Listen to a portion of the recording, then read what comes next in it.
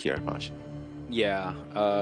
Hopefully, we'll be able to see a good flare gun because he does have that silence skill, and there are some obstructions in the way when it comes to areas. So I'm excited to see how that's going to shake out, and also hopefully the tide turner will be utilized. But anyway, folks, welcoming everyone to the chat.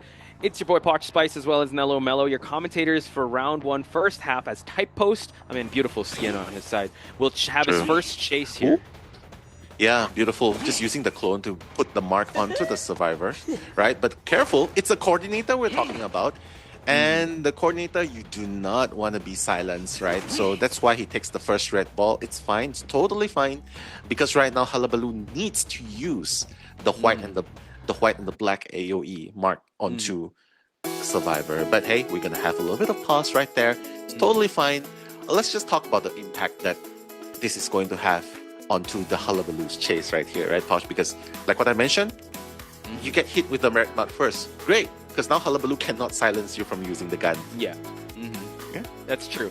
And also the route, you know, it opens up the route because like you can eat that first hit and just transition away towards the 11 area or the core. Like you can actually make your way towards corner house.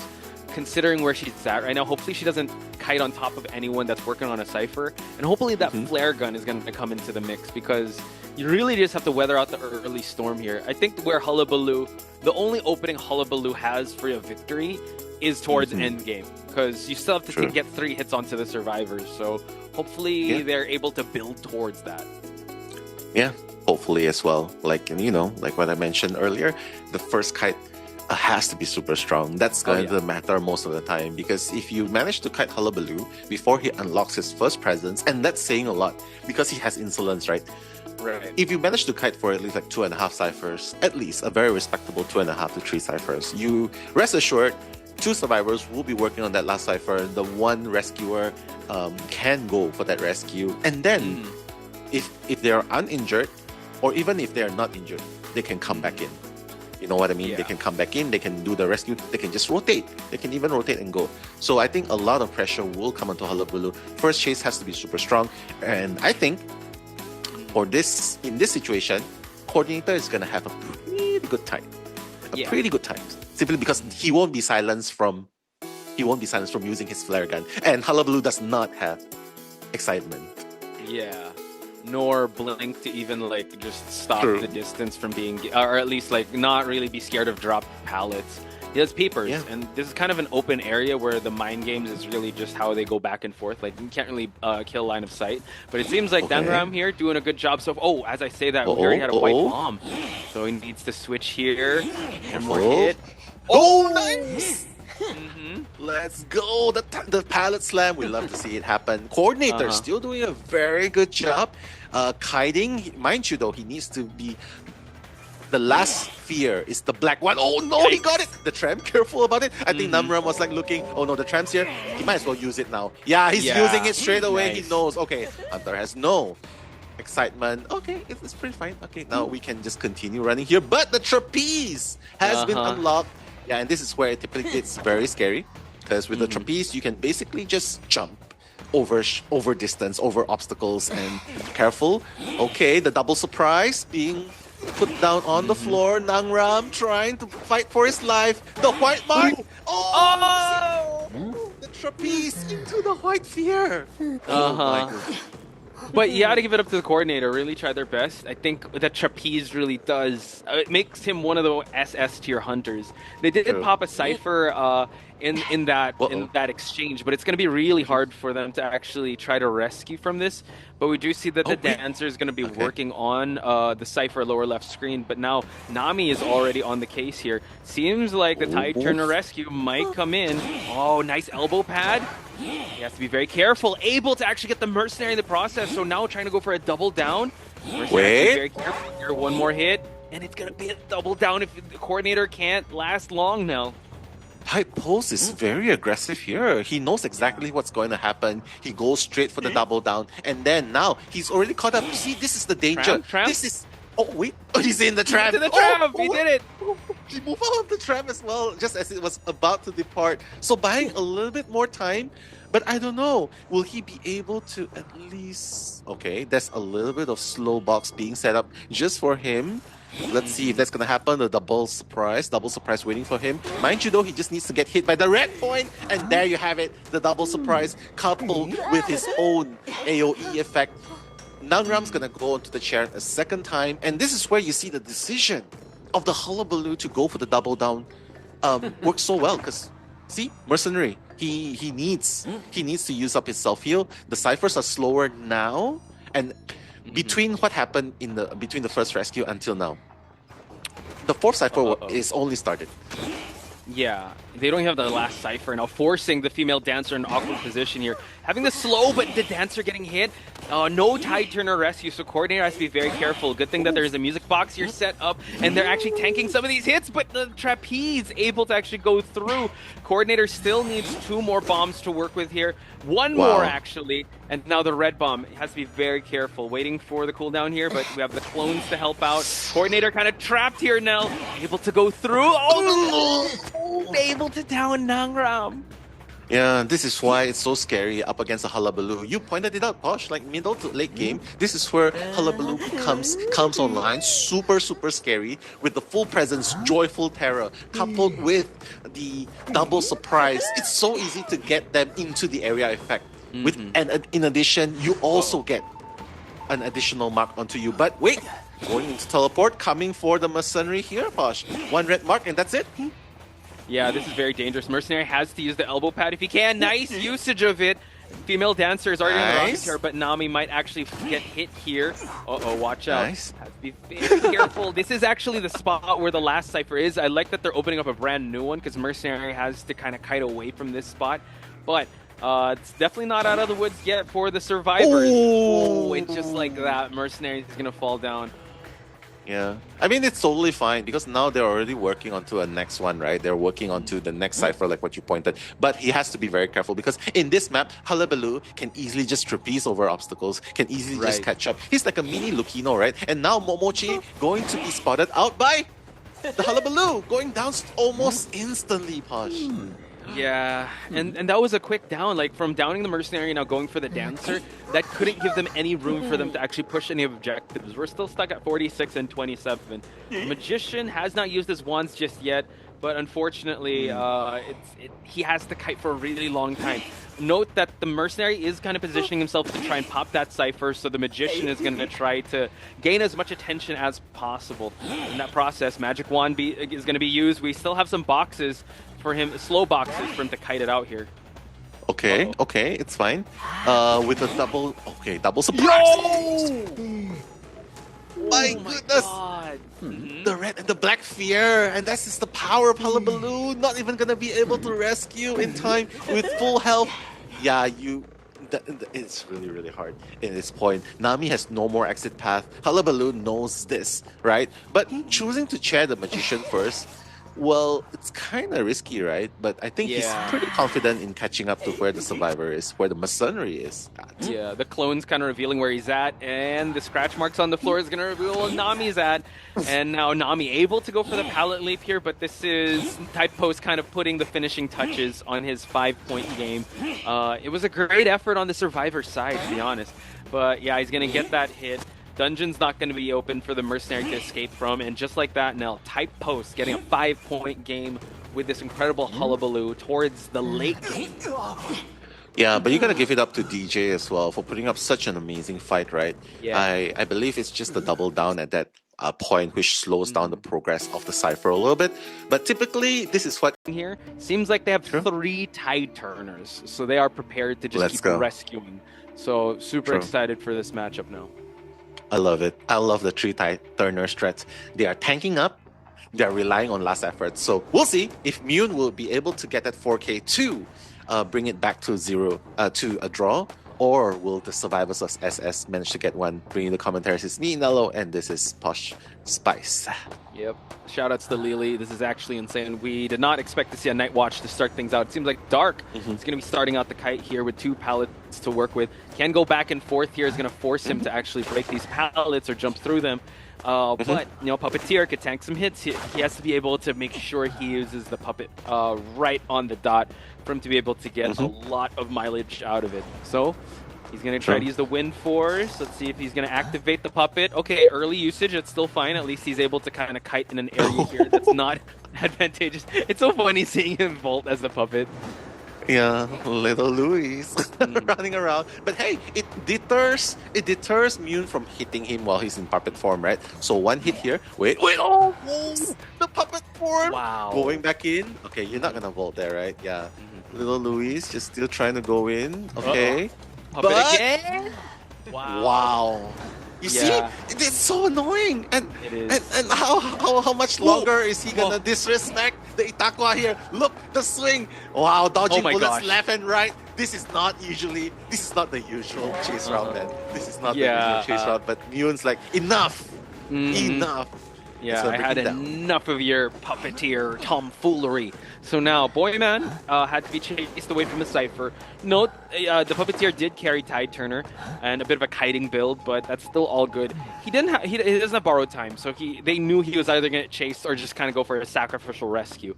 So now Mune has to be able to kind of thwart this rescue. We do see that Hatari's here, as well as the Painter. I think the Painter is trying to get a look at the face. Oh no! A double support coming in. Yeah, nice. But wait. Oh yeah, he's just gonna pop it straight away. It's fine. They just want to get Mune out of this area, right? Because he's actually disrupting ciphers in the middle. So good call. But oh wait, Dark. He's running further and further away. He's like, nope. You're not gonna get it. You're not gonna get it. I'm gonna stay very, very far away. I bet he's like, yo, Mune, I see you don't have your steps in today. You gotta walk. You gotta walk me to the chair. Not gonna use your wind force. Let's get those step counter up. But in that process now, that took a lot because Nim has a painting ready. First officer can go for the second rescue while Nim tries to, buy as much time as possible. And just like that, drops the painting. Hatari able to get the rescue, but the warp is ready. Is he gonna use it? Seems like Hatari running away, and now Dark is going to have to face this warp, but he can actually double back. Not quite, he gets cut off. Yeah, that's true, but you see, this is what happens. Oh no! I thought he was going to drop down the pallet sooner, but Mune, without hesitation, just goes in, and Dark's like, yeah, I did not expect that. I was going to expect him to be afraid of the pallet a little bit. But hey, Dark's down. It's totally fine. They don't have a final cipher, but SS has to be really careful though, because this is not the best cipher management going on so far. They're only about to start the 5th cipher. I know that you only need one survivor out, but if you don't exercise caution, Mune, he can still come back and disrupt you at that late game. Interesting that they're opening up another cipher just as backup because this the 6th cipher. Thank you for the math. I was like counting. At the center, 6th sense going on. It's the 6th sense of the 6th cipher. What's happening is that the middle cipher being controlled here is not the best for survivors, but you definitely wanted to see more pressure if you're a survivor fan here. But it seems like Painter might take this next chase. They're going to pop that middle cipher, which is super important. And now they can just open up anything from the end here. Okay, Hatari just trying to gain something. He's going to use anything. No, not using the pocket watch just yet. Quite the interesting play here. Boyman over at the graveyard. Looks like he has the last cipher about him. And now he has to stay away from that cipher. But it's the psychologist. She can tank 3 hits. It's totally fine. Yeah, but a lot of pressure going on to Mune, right? Because SS, right now, what they're doing is they're playing cat and mouse. They're playing this cat and mouse game where like, hey, chase me, hit me. And now they're leaving Painter free. And you're chasing after Boyman, who has 3 hits. Who only goes down after 3 hits. What's going on? You know what I mean? So, Mune cannot even commit. He doesn't have trump card. He's commit. If he uses the warp here, that's it. There's no more warp to use at the late game. So, Boyman, okay, nice. Wow. Oh, that presence of mind. Yeah, he's waiting for the right opportunity. Wow, just the discipline to not drop the pallet just yet. God. Oh my god! Able to actually get the hit, and now we do see that cipher is actually close to popping. Not using the warp just yet. So, and note that Psychologist does have borrowed time, so he can just tank that next hit and just try and kite out till the end game. He's going to go for the wind force to try and attract. But Boyman's playing with the pallet here. Drops it, and now he's going to wait for that final hit. No, they just pop right away. Note that this is a 3-person endgame, and Mune only has Warp to work with, and the exit gate now is already at 50%. And the dungeon is here too. The dungeon is here too. The gate's almost open. Careful! Nice! Just pop on the pallets. If he breaks it, okay, just go through, circle around. The warp! What? Oh my god! What's going on? Oh my god! What? No! Oh! What? Hang on! Oh! The double back! Boy man, breaking ankles, getting the 3 escape against Itakwa. It's very risky. But you know what I mean? Because no one here can actually fight back against Ivy. You know, they can pretty much just run and hide. That's the only two things they can do. Decoding is not going to be the fastest, and if you're going to rely on the Explorer to do most of the decodings, that's only if you don't get caught out by Ivy first. But hey, bringing you the games is me, Nello, and Posh Spice. Yeah, note also that the Explorer does not have borrowed time, but the Cheerleader has a full kite build without borrowed time. So now the Explorer gets caught out first. Oh no, what the small form Nell.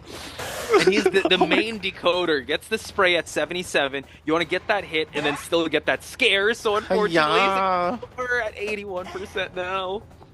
I would recommend just actually minimizing yourself, tiptoeing, and just hiding in the bush instead of running and leaving red trails, right?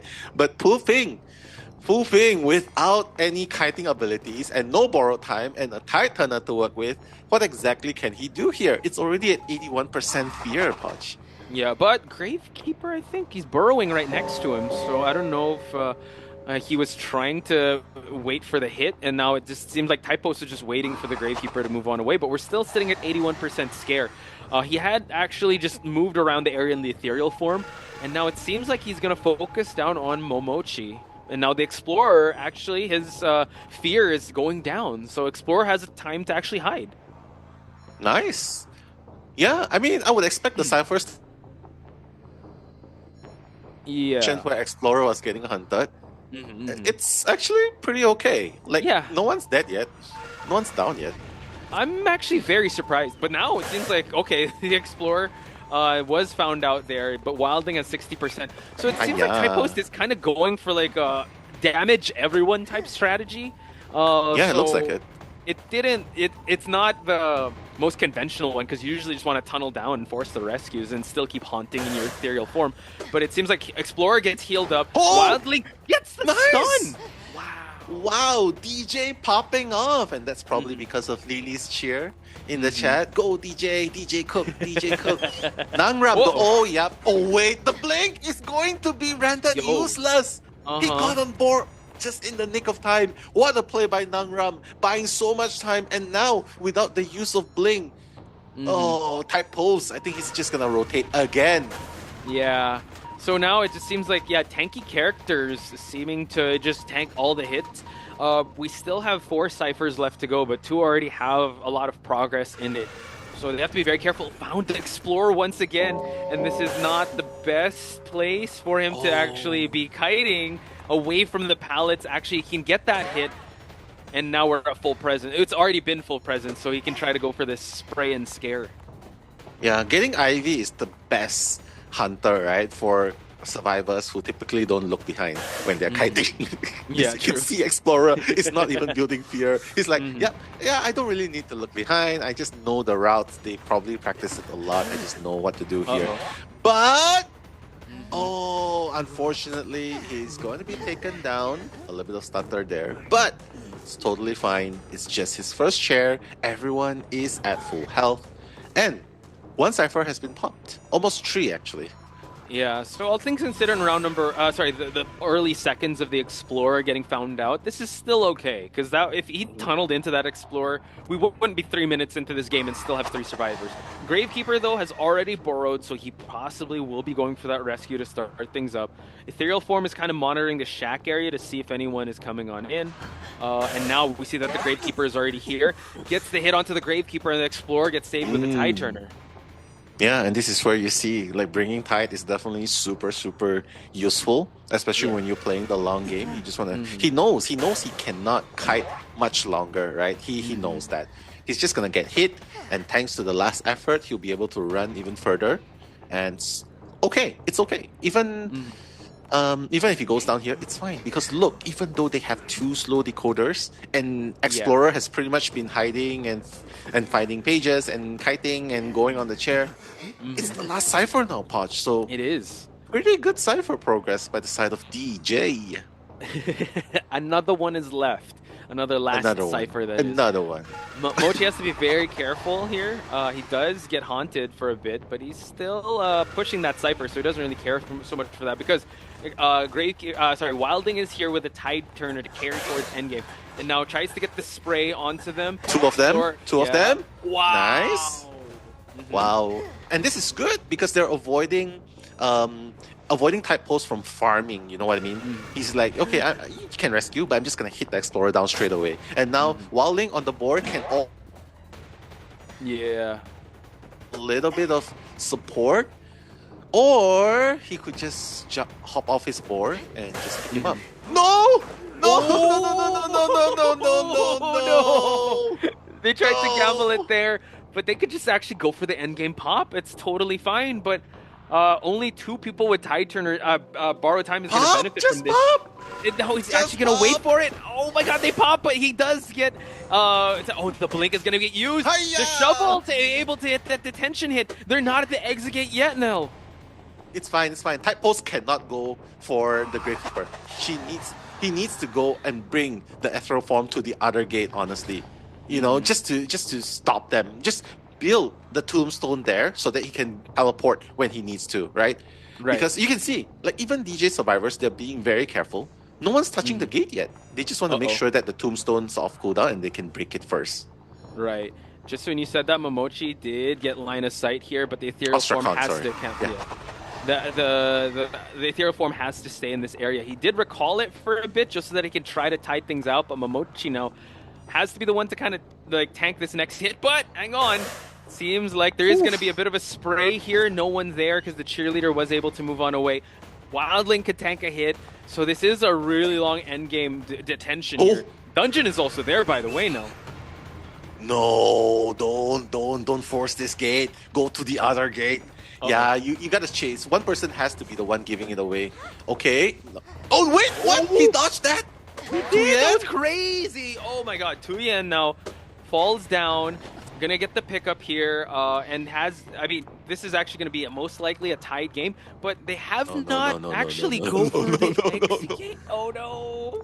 Yeah, he's fine. He knows that the Ostrakon is there. If Tuyen gets up, he can just teleport back and hit him back. So he's farming them off. He's trying to get rid of one more at least before chairing. You know what I mean? He wants to get rid of at least more because a draw here, that would be giving DJ so much opportunity to come back in game number 2. So here, I post, just making sure, just scouting out. Okay, yeah, I know, Tuyen, you've used up your exit path. If I hit you one more time, you're pretty much dead. So, okay, going for Nangram. Mind you though, detention is almost over. Yeah, it almost is. And now, actually it's already over now. So the Wildling eats that hit. Exit gate aren't open just yet, so they have to be very careful. Like you said, Tuyen has already used up the exit paths. This is a no detention game. That's why the Gravekeeper is actually hearing up the cheerleader, just so that he can survive as long as... So that's really important. So now Wildling is the only one that is injured and prone to falling down. So Nangran is going to try to remove the Ostrakon area and able to actually get the spray onto him. But now it just seems like the survivors, they're really good at kind of mitigating the damage here and just healing each other up. Yeah, true. Wildling's going to force the gate. It's already at 100%. Oh my god! Oh my god, is this the game where DJ comes back? Because Nangram's out the gate! Nangram's out the gate! Wait, are they forcing this gate? I think they might need to, right? They don't need to. They can pretty much just run. Oh, okay. Yeah, makes sense. They destroyed the Ostrakon. Yeah, the positioning was definitely on the survivor side. So it's open! Yeah, three-person escape! Holy smokes, no, that's crazy! We're going into the game, just a special shout out to GIF. Woo! Oh, GIF! You know, just tagging us, GIF from Thailand, and Erica from the Philippines, Agnia from Indonesia, and Lumos Man from Brazil. Hello!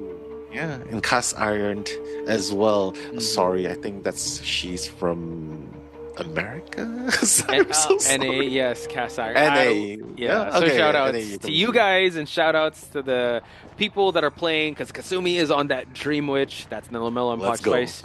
We're your commentators for this matchup. And when I said yikes with the flywheel, I was actually more scared of the Patroller because like Patroller bite's going to be rendered kind of useless if they're able to actually time it properly. It seemed like Nangram is going to be the first one to but the bot's right there. The bot's right there, indeed. Nangram's like, hey, wait. I'd rather take the hit. Yeah. Nangram is in the open, so that's really bad because, the follower is pretty much just following, and a Patroller being deployed. This is going to be a pretty fast down, Posh.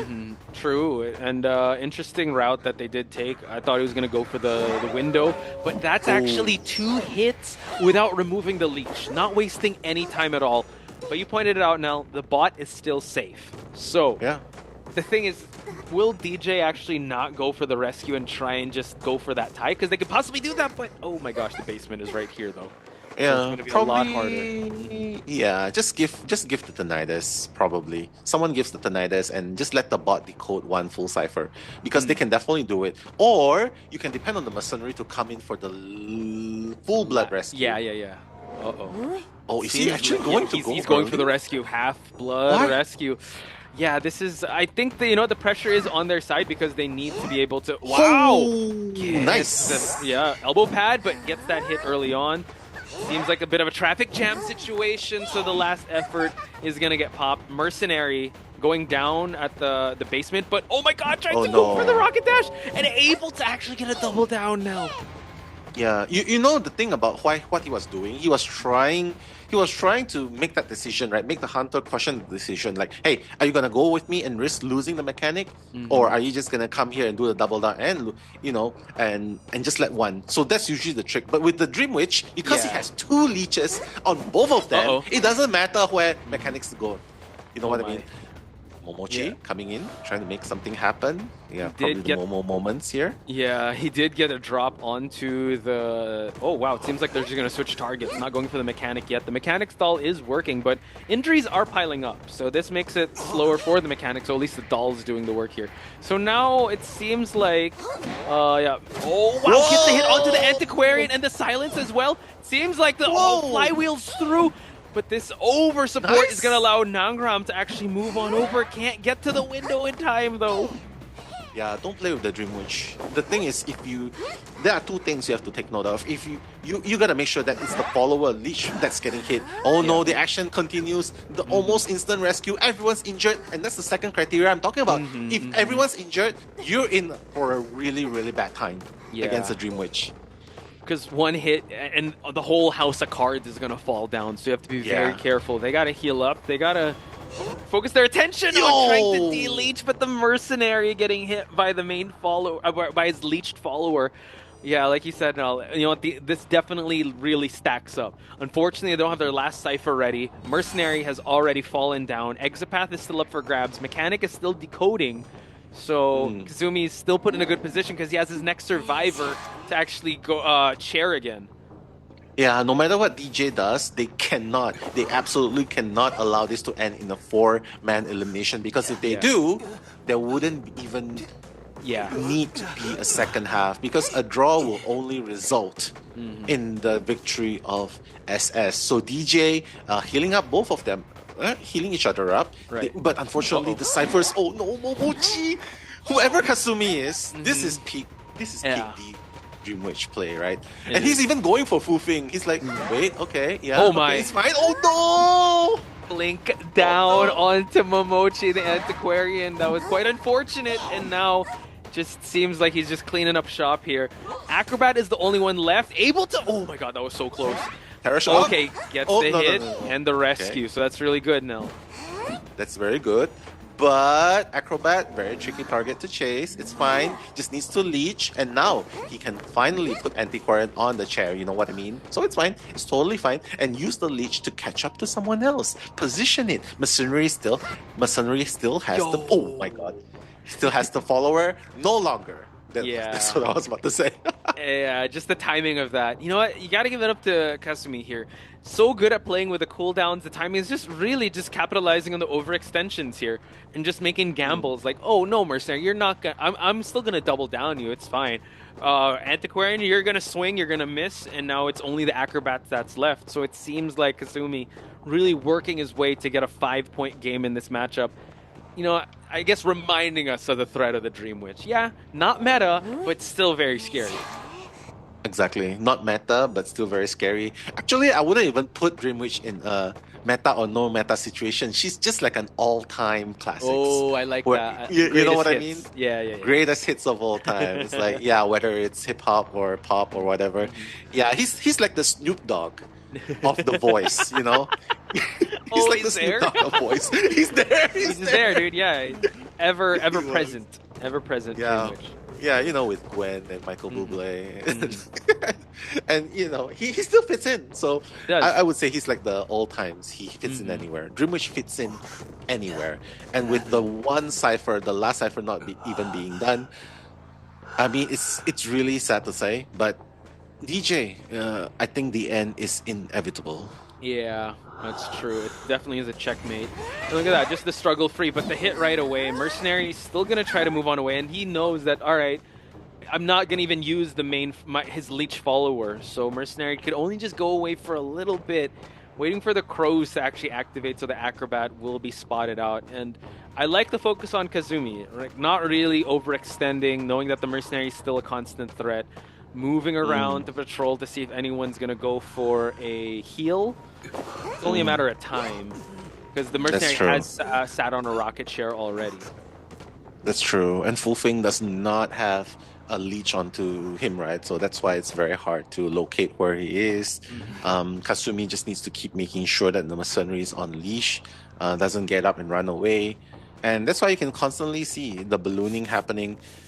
But quite honestly, I think Kasumi should be fine. He should be fine just cheering, but I guess he doesn't want to play that risky game, right? Yeah, and not I being think able to locate is hard. It is, but Mercenary is actually kind of close to, well, halfway through bleeding out. So maybe he'd want to try and extend for a little bit, because like you said, the leech follower is actually there. So if he's going to keep ballooning or maybe repositioning the Mercenary, this would actually allow the acrobat to, I don't know, look around, find, no, not really look around, but like reposition himself, look for the dungeon. If he wants to do this, he should do this close to the dungeon, which I think that's what he's going to do now. Yeah, exactly. Bringing him all the way to the middle, and he'd be like, yeah, okay, I'm moving all my followers here. Hey, here's the dungeon. Do you want it? Well, yeah. Well, tough luck. You have to go through me first, right? So, okay, Kasumi. Mercenary. Still looking. Yeah, Tuyen's like, how long? How much longer do I have to suffer this abuse? Okay, downing him right away. Let's see, because he's really playing this one super safe, and I think the acrobat is just hoping that he'd have this window of opportunity for him to be able to.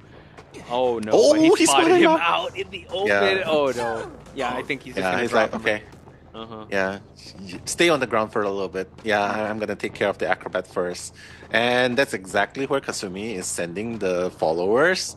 But unfortunately, wait, where's Fulfing? Fulfing is actually quite near to where. You're gonna cheer him? To where the hunter. Yeah, he's gonna. Oh wait. Hang on. This is not good. Wait, hang on for a second. What's this actually going on? Is not Don't good. Lose the merc. Don't lose the merc. The blink down? Okay. But using the leech follower though. Okay, True. he's just gonna leech again. I think at this point he really needs to find the acrobat, because the Mercenary is not gonna last for any longer. But he did spot him out. I don't know, maybe that's our side because we're spectators. Maybe he didn't see him. But regardless, Kasumi still is close to getting the 5-point game, but at least he could still get a 3-point game. A 5-point game would completely shut down the second half. 3-1, then you're really forcing the hunter to go overtime and go for the 5-point game. Yeah, and the thing is, he also knows that DJ, both of them have exit paths, so it's very risky. But there's also the situation where, what if the Mercenary bleeds out and the acrobat manages to go out? Yeah, right? And yeah, so it's very hard when it comes to this situation. You can see that the cipher was touched a little bit, but okay, Kasumi's gonna spot him out. He is, okay. He has the blink ready, able to get the silence, but no, he walked past it. So now really endgame kite here for Poofing. Able to actually bait out the flywheel, and now the mercenary's close to bleeding out. He's gonna have to use that exit path, but I think, yeah, he can just go chair the acrobat and just go for the leech hit. Oh, but it seems like exit path is gonna be expended by the mercenary. Yeah, there's no blink on Kasumi's follower, this follower at least, right? So here's the thing. Once he gets mercenary down, there's no exit path. He still needs to go through the trouble of chairing both. Yeah. You know what I mean? Because the mercenary dies near the dungeon. That's the problem as well. Okay, it's okay. Yeah, scrap all of that. Yeah, both of them are dead. It's fine. GG.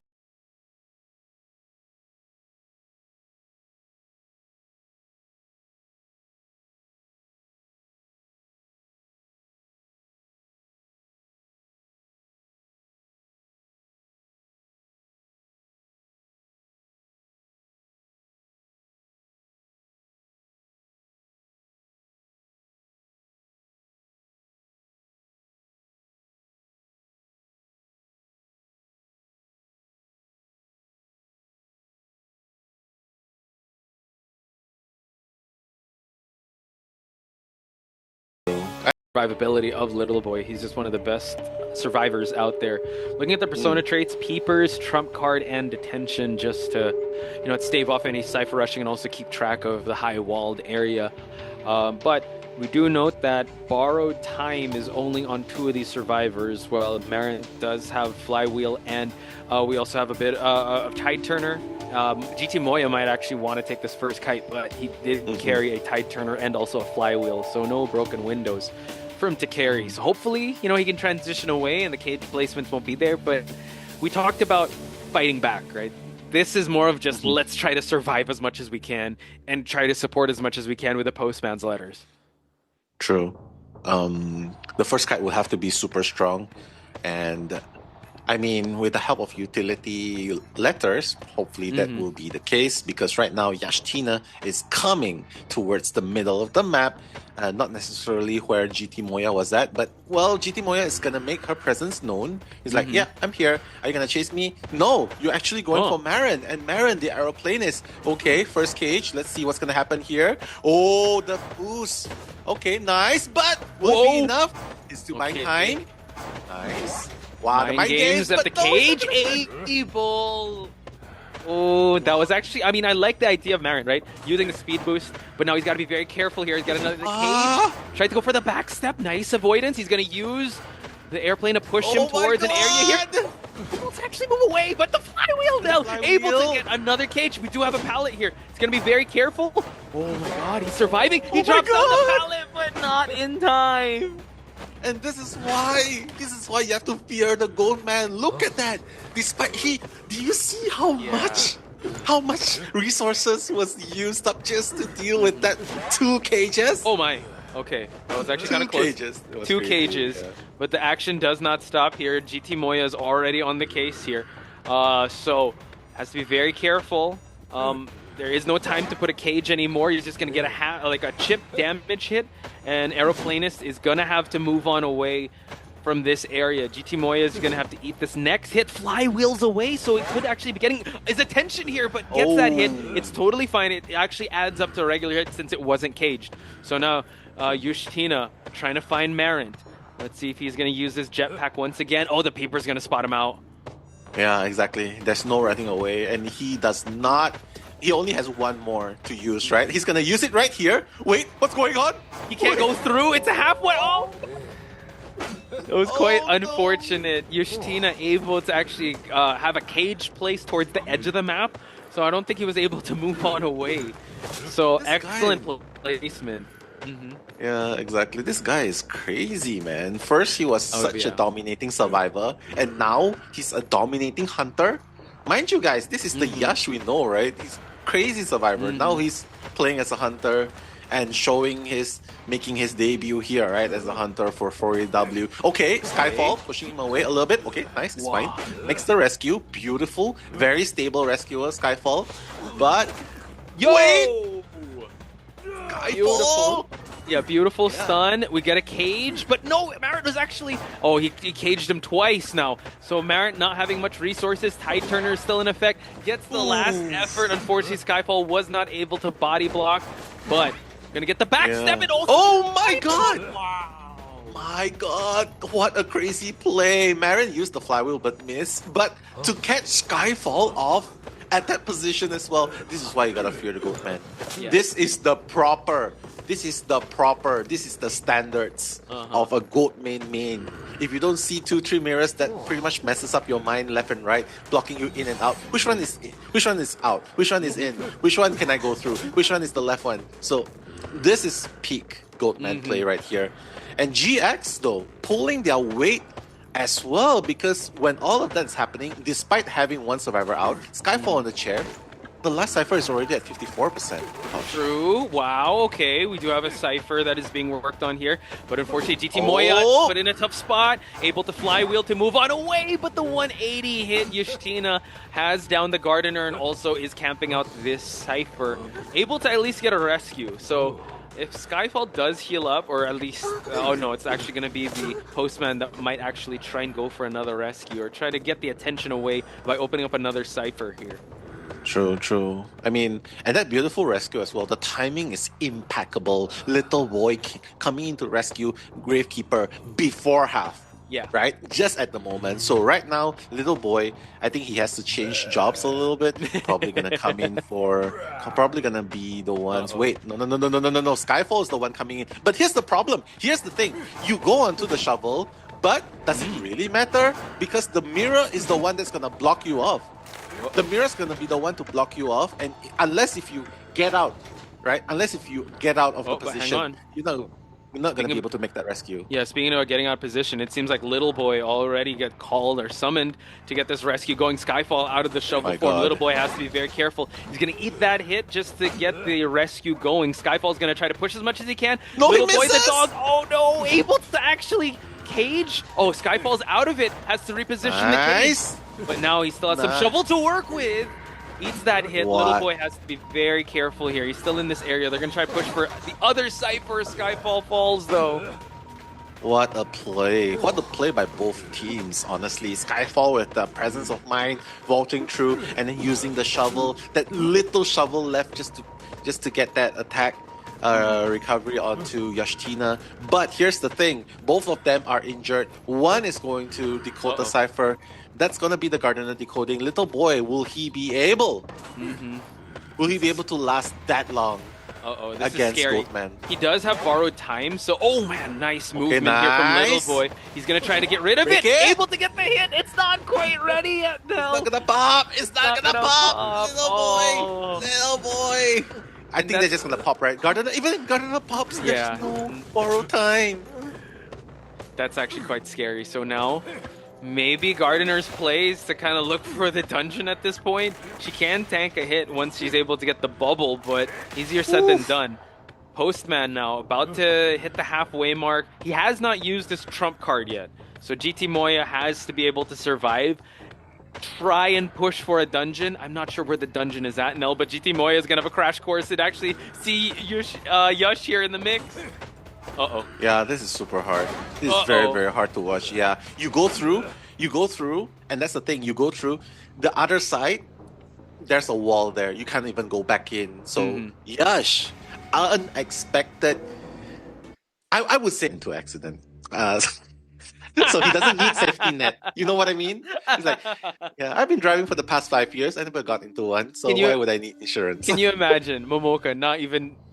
we're looking for MX at all in the game until end game, so he doesn't have presence or anything. Oh, but let's get to the action here. Singche being the first chase here. That's Nelmel. I'm Potch Spice. We're commentators for this game. Nice. And the first mark, the White Fear already in. And the Black Fear as well. Momoka doing pretty well. Yeah. Especially with the double trouble. All Momoka needs now is just a Red Fear onto Xinjie, and that's going to be the first damage. That was very fast too, mind you. Wow. Oh my god! Oh my god! I'm getting the 2 marks almost instantly, Posh. That's crazy. One more would do it.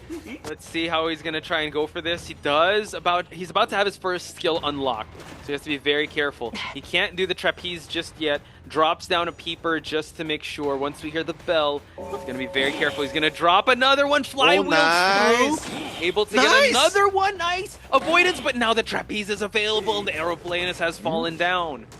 That was crazy, Posh. Do you know what just happened? He flywheeled the damage the first time. And he had to... But instantly countered by Momoka again the second time. He got the 2 marks almost instantly after the flywheel. Yeah, that was crazy. But that bought a lot of time though. Look at the cipher. That was very fast. That was very, very fast. But okay, Run is already in. He's like ready. He's like, okay, time to play rock, paper, scissors. He's gonna get the first damage. And then now, nice. Yeah, gonna escape. Run. Okay, taking just half damage. He knows the buff. Trapeze. He's gonna do the trapeze. No. He's just 2 fear away. Xingjie has to be really careful. So there's 1 more propel to work with. But the red line is gonna stop Xingjie from doing anything. Momoka, we've seen this. We've seen this in the first match. Like early to mid game, yeah, you're still managing, and then all of a sudden mid to late game, yeah, the hunters are like, yeah, this is peak moment for them. MX on his way to go for the rescue here. Seems like that MX really wanting to take that first chase, not even allowing him to, but that allows the backdoor rescue to happen. Aeroplanist is going to get silenced out, and he's going to try to go for that red bomb. Once that red bomb hits, that is going to be a down, and they don't have anything else. MX still trying to build up some stack here, but 2... Oh my god, he one more! He missed! MX! Unfortunate! Oh no! Do not play against a Hullabaloo at max presence. Yeah. Because look at that! Almost instantly the down. And MX is gonna... Okay, he's gonna go down with the 3 skulls, but on the bright side, Puppeteer is still at full health. And okay, this is not the bright side. My bad. It's not the bright side at all. Because what are you gonna do right now? Right? Yeah. Knight is just 1 hit, 1 chip damage away from going down. Puppeteer is the only one who can rescue. And MX, yeah, cool, you have your 3 skulls, but how long can you run after using that 3 skulls? You know what I mean? Okay, Puppeteer eating that first one. 1 more black bomb, and it will be falling down. Able to actually get the rescue. Not quite. There's the rescue, and now the stun could possibly come in. Oh, no. Okay.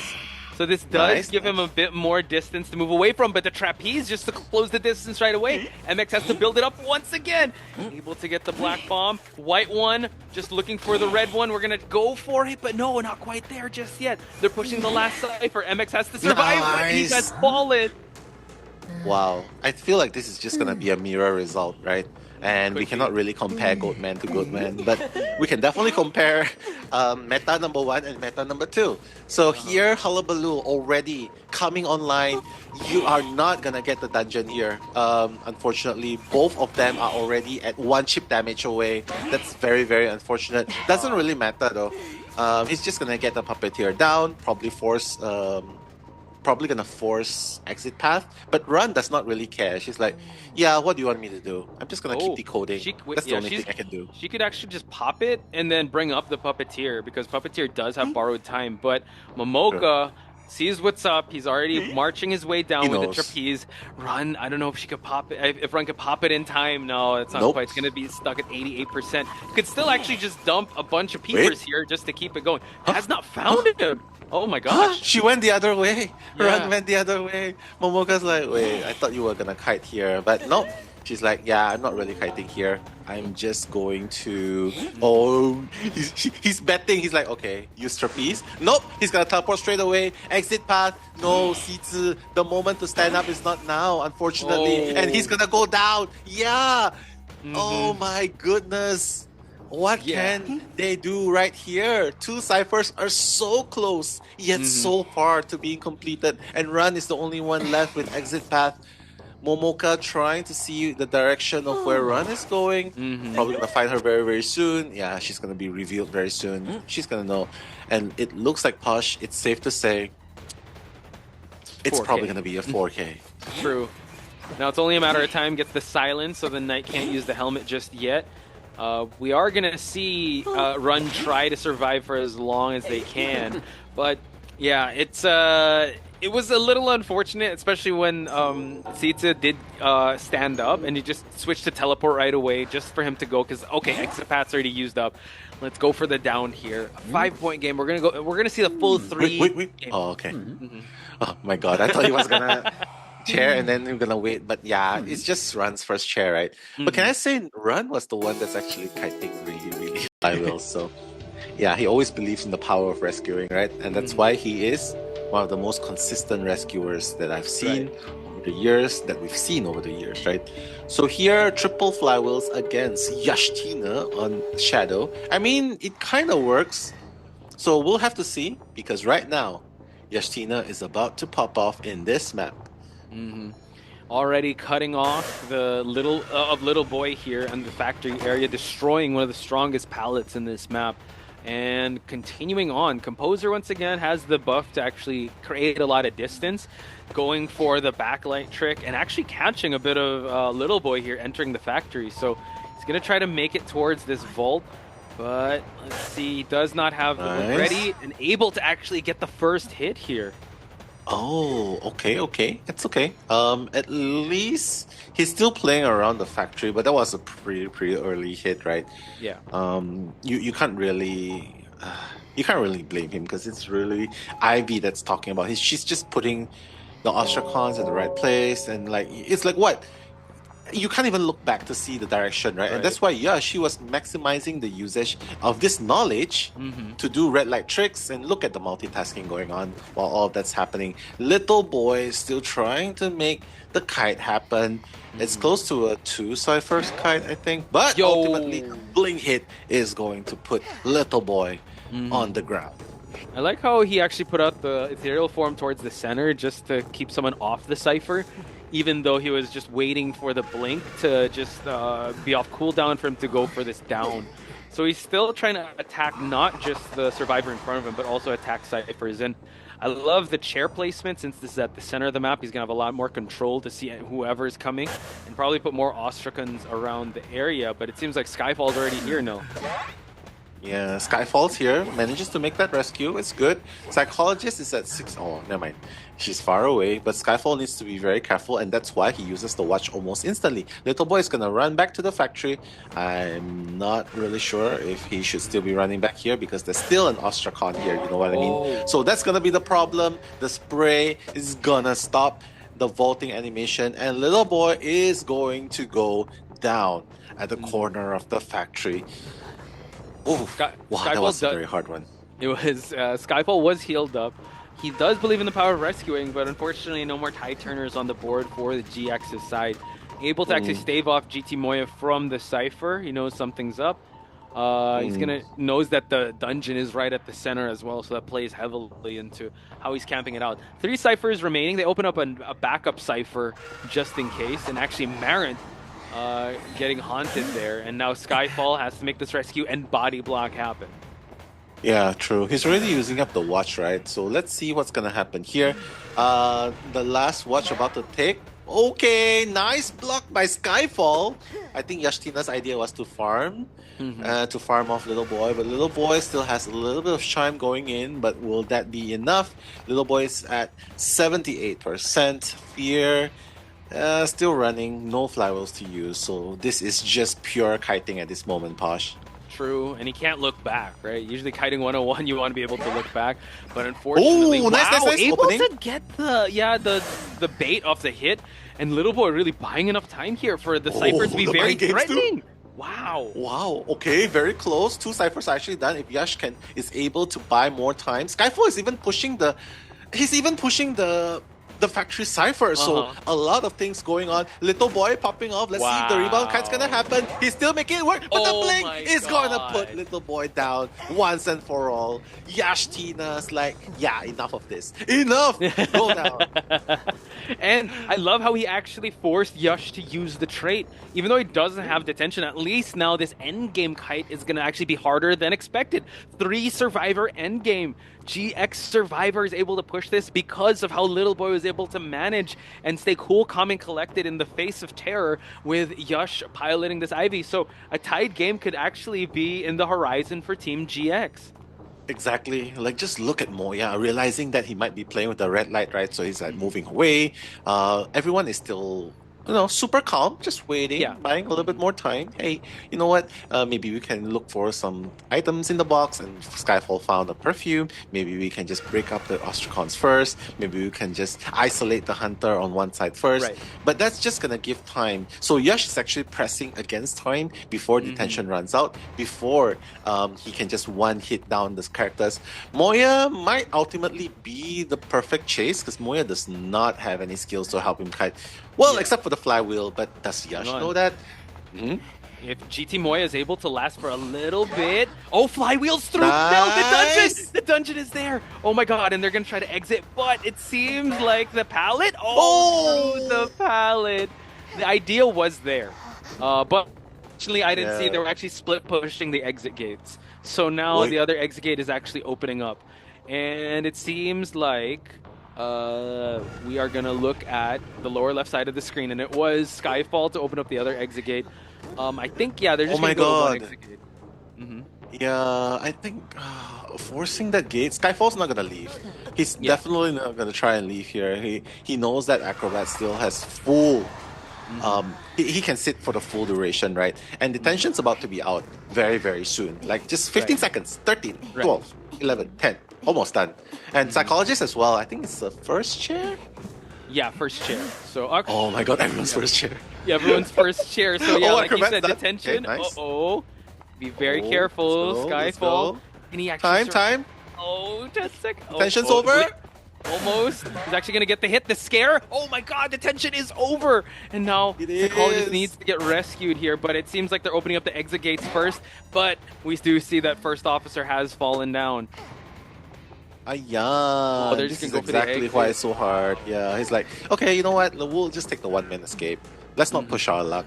Yeah. Ultimately, it would have been the same result, right? Skyfall. If Skyfall had something else rather than just the perfume, things might have been very, very different. True. Or if he was actually hit before. Wait, what's that? But it's also like sort of like a honey trap, you know what I mean? Ooh. It's like, yo, okay, look at me. I'm the psychologist. I can tank 3 hits, but I'm technically I technically can't do anything after that except kite with my 2 feet. So who knows? Momoka might want to go after psychologist first, but hey. Oh wait, he actually is. The honey trap has been set, and MX, this is what you wanted. Here we go. 3 hits. That's the deal here. So MX could be the little boy of this matchup and have the tides turn in his favor. Has to be very careful in this vault. I'm gonna force it out. Okay. Seems like the mind game is strong on both sides. It is. Recognizing the timing as well, because the switch, right, is definitely gonna play an important factor. And he's gonna get that first spray. He's gonna get that first hit. Yeah, he's just gonna get hit right here. But it's okay, because as we have mentioned, MX is very tanky. He'll only go down after 2 hits. And while all of that's happening, well, the teammates will gladly have it, right?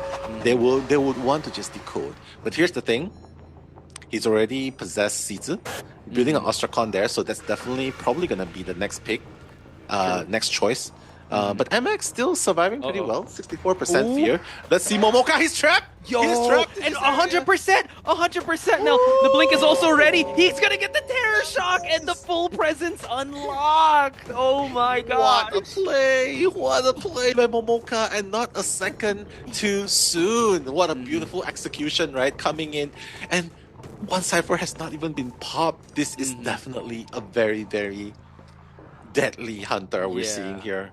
He's dominant, actually really good. Dominant. Yeah, I would say dominant start for this hunter. That they're not out of the woods yet, right? But what's hard is that they have one tide turner to work with. Psychologist can't really survive after she gets hit once again, but nice save onto Run's side. That's why she's one of the most stable rescuers, but now MX has to survive for as long as he can while tide turn is still in effect. Yeah, nice effect there, by the way. I was not expecting that effect. Okay, the teleport in. Yeah, he's gonna walk into Momoka, and MX is probably gonna die in the corner. Well, at least there's no Enchantress here to help him, so it's fine.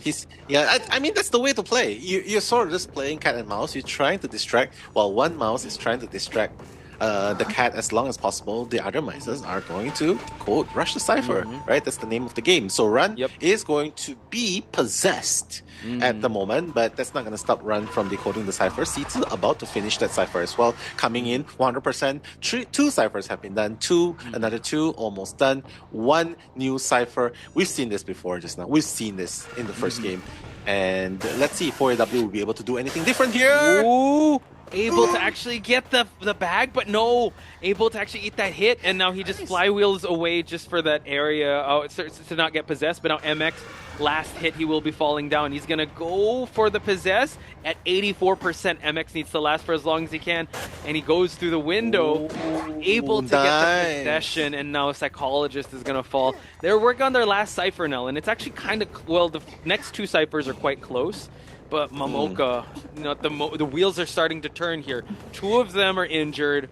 Acrobat is the healthiest one out there, and he's not even being chased. Yeah, remember guys, 4AW needs to get a draw in order to win this round and pull ahead of GX. But Momoka, you know, he's just going to deflate the balls first. The balloon's definitely a hindering factor. But Sizi trying to force this cipher. Yeah, fortunately he's not trying to force because he knows, Momoka knows what's up. He knows what's cooking. He wants to get all the survivors injured and then proceeds to get one down on the floor and then probably chair the other one. And that's the game plan. Every cipher is very close, but mind you though, one slip up is going to be spell doom for one of these characters.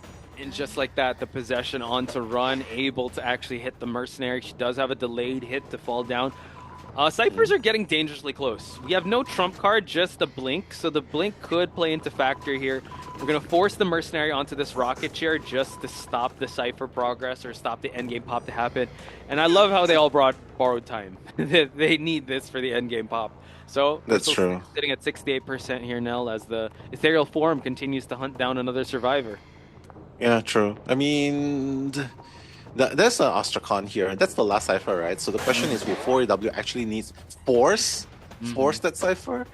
Because right now, okay, let's see. He's gonna teleport back to Xingjie. Xingjie's gonna go down.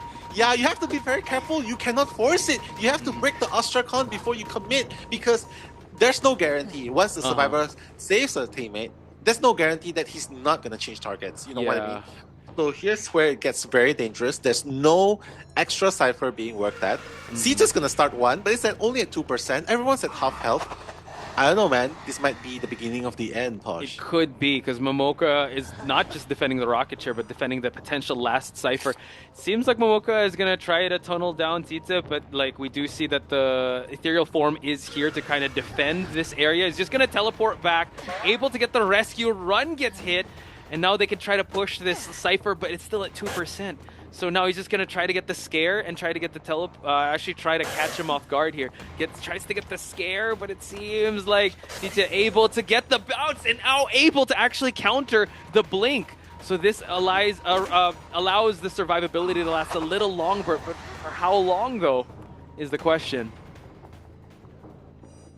And now we see more of Momoka just going back and forth and constantly moving around the map, just so that we can continue on the chase here. It seems like he's going to try and go for a chair here, but next to this cipher, that is at 40%. So putting the Mercenary right at the two of the, putting the Mercenary in between these two objectives. The question is, can he stave off any of the attempts to go for the rescue? It is going to be a bit tough, but Momoka still trying to defend. One person is trying to push for that cipher. One hit could actually spell disaster for the survivor team. Let's hope that this cipher can move on along, and Xingjie is actually in the area. Xingjie, the fire investigator, at 48%. Ethereal form moving over to Sizi, that's trying to pressure that cipher. If that cipher moves any further, it is going to be a tough game for Momoka to try to come back from. It seems like it's a two-person end game, so this could be the beginning of the end, because one hit, they will be falling down. So seems like we are going to continue on here, but it seems the only effort that could be left for the survivors is to go for the dungeon. So it seems like Chocho might be joining us. Yeah, and a very intense matchup that we're seeing here. Seems like, yeah, it seems to be like a do or die situation. They can't seem to get the last cipher popped, and yeah, these two survivors are just running like headless chicken at this point in time. I think it's just a matter of time before Momoka really seals the deal here. Yeah, quite unfortunate because they really tried their best. I mean, there were some excellent kiting moments, but you know what? This is what Ivy does. Like, she's able to camp out, create a territory of fear around the cipher, around a chair, and just continuously like keep going back and forth between these two. I'm getting just dizzy just going back and forth between the ethereal form and the main body form, but seems like GX is actually going to pull ahead here if Momoka could actually get the down on one of these survivors.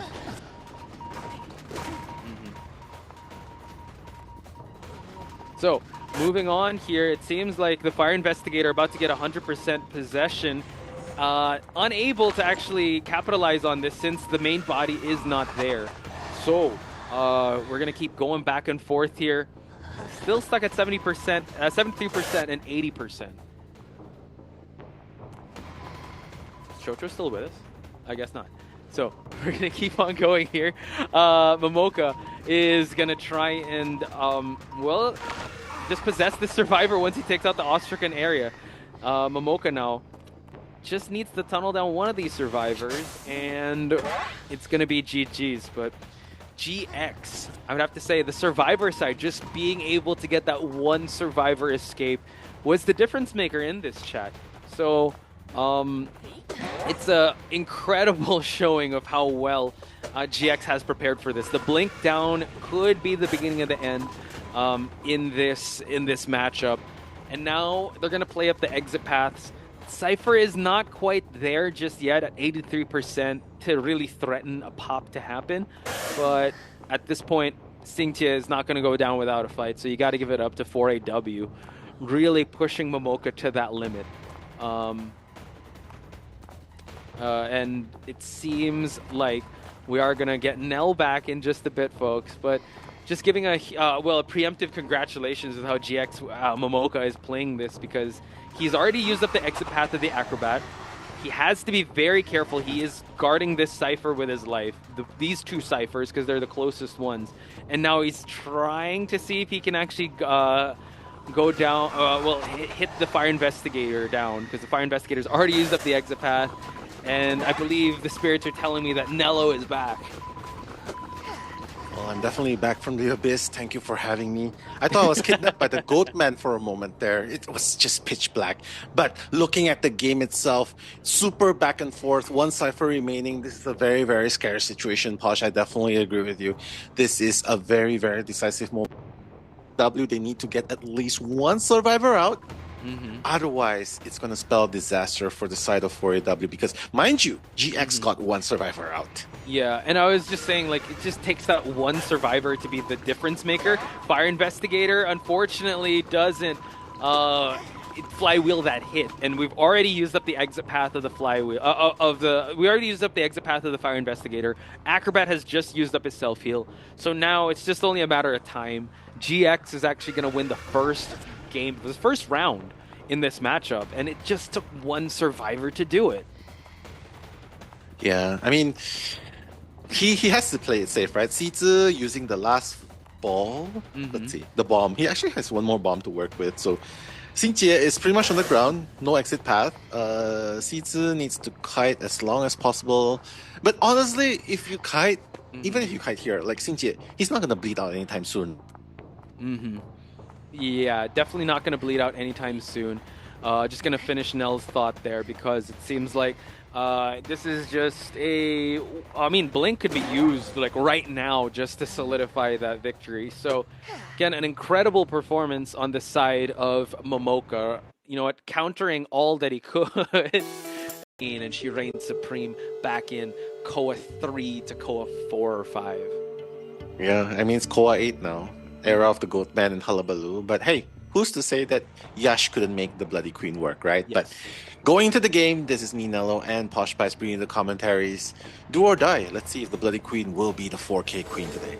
Little boy has to be very careful. Nice. Already knowing what to do, waiting for the mirror and going for the grappling hook, and already off to a great start. Kiting-wise, at this T-shaped area. He's going to try and go for it. Oh, wow, that was actually a very risky vault, but he was able to get hit through. So giving a regular hit is actually good. At least he was able to stave off the mirror hit. But now Little Boy, grappling hook is about to be ready. Let's see if he's going to actually go for it now. No, drops it, waits for it, needs to move, able to get away. So now he needs to go inside this tent to provide enough kiting time for his team to be able to survive for, or at least decode for as long as he can. But Blink will be ready now. Yeah, I think the difficult point is just to avoid that blink, avoid that mirror. If you can force out the blink, that'll be great. But quite realistically, right, I don't think you'll be able to avoid the blink. Yeah, unless if you have your fingers ready, your thumb ready on the flywheel, which he actually had. But then you wouldn't have time to activate the hook. So I think it's safe to just take the blink hit right there and allow for a rebound kite going on. Skyfall! That was so close. But the repositioning of the mirror, Skyfall. Okay, be very careful here. He's gonna have to go for another elbow pad to go for this rescue. So at least he was able to get the rescue, even though it was quite costly. But the flywheel is ready for Little Boy to use, and also the grappling hook. So let's see. Little Boy able to make it through. And nice pallet slam now. Beautiful slam by Little Boy, recognizing the limitations that the Bloody Queen has, and that's exactly what he was gunning for. And the mirror comes out. Well, wait, what's going on? Moya probably coming in for the okay. Whoa! It's like Moya. It's fine. At least he gives the attack recovery, allows Little Boy to keep running. But Little Boy has no more items to work with, and there are still 3 ciphers that are still very empty. Yeah, that's true. So Little Boy trying to juke, baiting inside and outside the tent. But like you said, not much to work with. He's going to force out the mirror here and the switch for him to be able to knock down this survivor. But I mean, the forcing attack recovery was good, but you gotta admit, Cypher progress is a lot to be less than desired because they still need 3 ciphers to pop. They already spent their tide turner, and they gotta heal up as well. Mercenary has the wanted order. Marant might actually go for the rescue. Marin goes for the rescue. Yeah, he's the only one healthy enough to go for the rescue, right? And everyone else pretty much needs to cover the lost progress of ciphers. Okay, yeah, okay, right. Nice, beautiful execution. Goes for the rescue. Probably tries to body block a little bit. Moya is in no position to help with the gun here. Oh, nice, but he flywheeled through. Oh my! I thought he was gonna try to tank that hit, but Fire Investigator now gonna have to move on away. Little Boy will expire. 2 ciphers remaining. So actually, Yash doing a great job so far. Still, I mean, 4K could be possible, but they have to be able. He has to be able to spread out the attention of these survivors. They tried going for the healing, but Mercenary being caught out there with wanted order is not what you want. Yeah, I think it was a little bit greedy to go with the flywheel just to block the damage, right? Because first, it does not allow attack recovery. Register. So yeah, right? So Yash will be able to recover pretty much instantly after the swing back and just go for Little Boy. So I think it would be the safer part to just let Marin actually take the hit, allowing attack recovery, and maybe that's way Little Boy will be able to at least run further and allow the 2 survivors to heal up. Okay. Moya is like, yeah, stop chasing me. Get off my tail. I'm gonna shoot you right now. I'm sorry. Bye. Don't kill me. Don't chase me anymore. Please. No, I was just kidding. But no, Yash is like, yeah, I'm just gonna break this pallet and then I'm gonna break you after this. Haha. But while all of that's going on though. Yeah, go ahead, one cipher is about to pop. Moya is gonna have to eat this regular hit. That's totally fine. They just need to work on their end game right now because they have not moved this cipher that's at 36%. He's trying to monitor, but Moya not having any items to work with.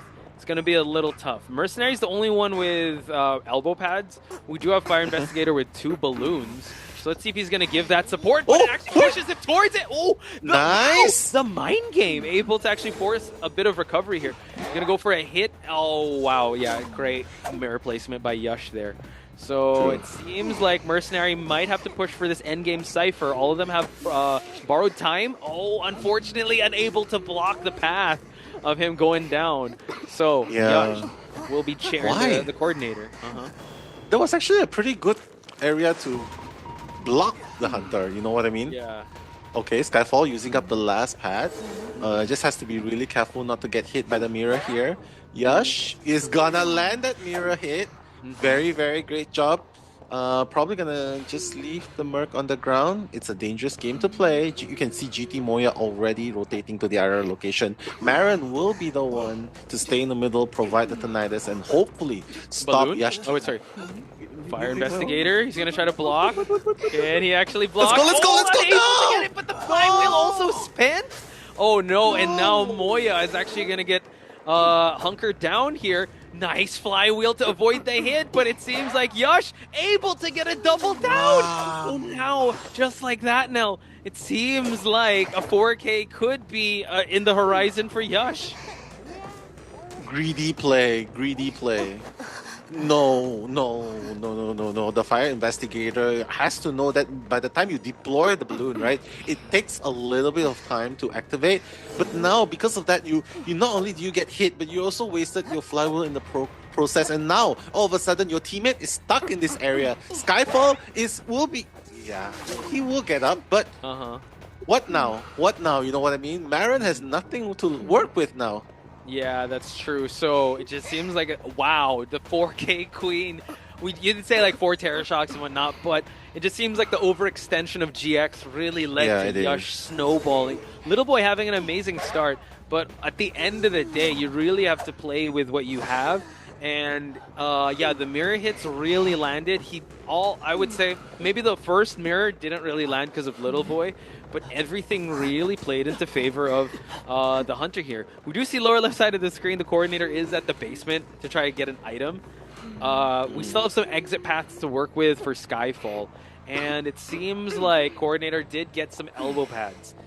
So we have to wait and see how that's going to affect the overall gameplay here. If the survivors are going to be able to use this well. Nice. Yeah, this is hard. Well, it's not over yet. I mean, Skyfall has already used up his exit path. He can definitely go and rescue Marin if he needs to. But Moya falling to the mirror hits again. And Skyfall, even if he shouldn't come for the rescue here, let him expire and possibly just wait until the last second. Yeah, it's just mistake after mistake after mistake by GX. Very unfortunate. Technically, in a game like this, if you just keep decoding, decode as normal, I think, and not do that over support, right? Right. I think a lot of this would have been avoided because Yash is just dying to get some action. You know what I mean? So and you're granting that to him, like a moth to a flame. You're kind of attracting that type of energy, and yeah, BQ, just keep distance, go for the Cipher Rush. Don't necessarily put yourself in tough spots here. So it seems like Moya is the only one that's left standing. And Yash knows that, all right, let's not share this mercenary. He's used up his exit path. Moya's trying to make his way towards Skyfall, which the dungeon is there, but no, 4K Bloody Queen. Holy smokes. That's something I thought I wouldn't say today in this current lineup. But true. Yash was really on point. So 2 factors. Yash was really on point, and GX, I would have to say, really overextended and kind of pushed their luck with the support and didn't necessarily focus on objectives. And Yash would gladly take that. True. I mean, who would have thought that the Bloody Queen's the one to make this 4K, right? So Yash has pretty much accomplished part 1 of the 2 parts in this game, right? Which is get the 4K. I mean, but technically after this game, and we're going to talk about it after this game, they still have a huge feat to accomplish. So right here, Moya just trying to run away by as much time as possible. Probably wait for Skyfall to fall down. Oh no, Moya.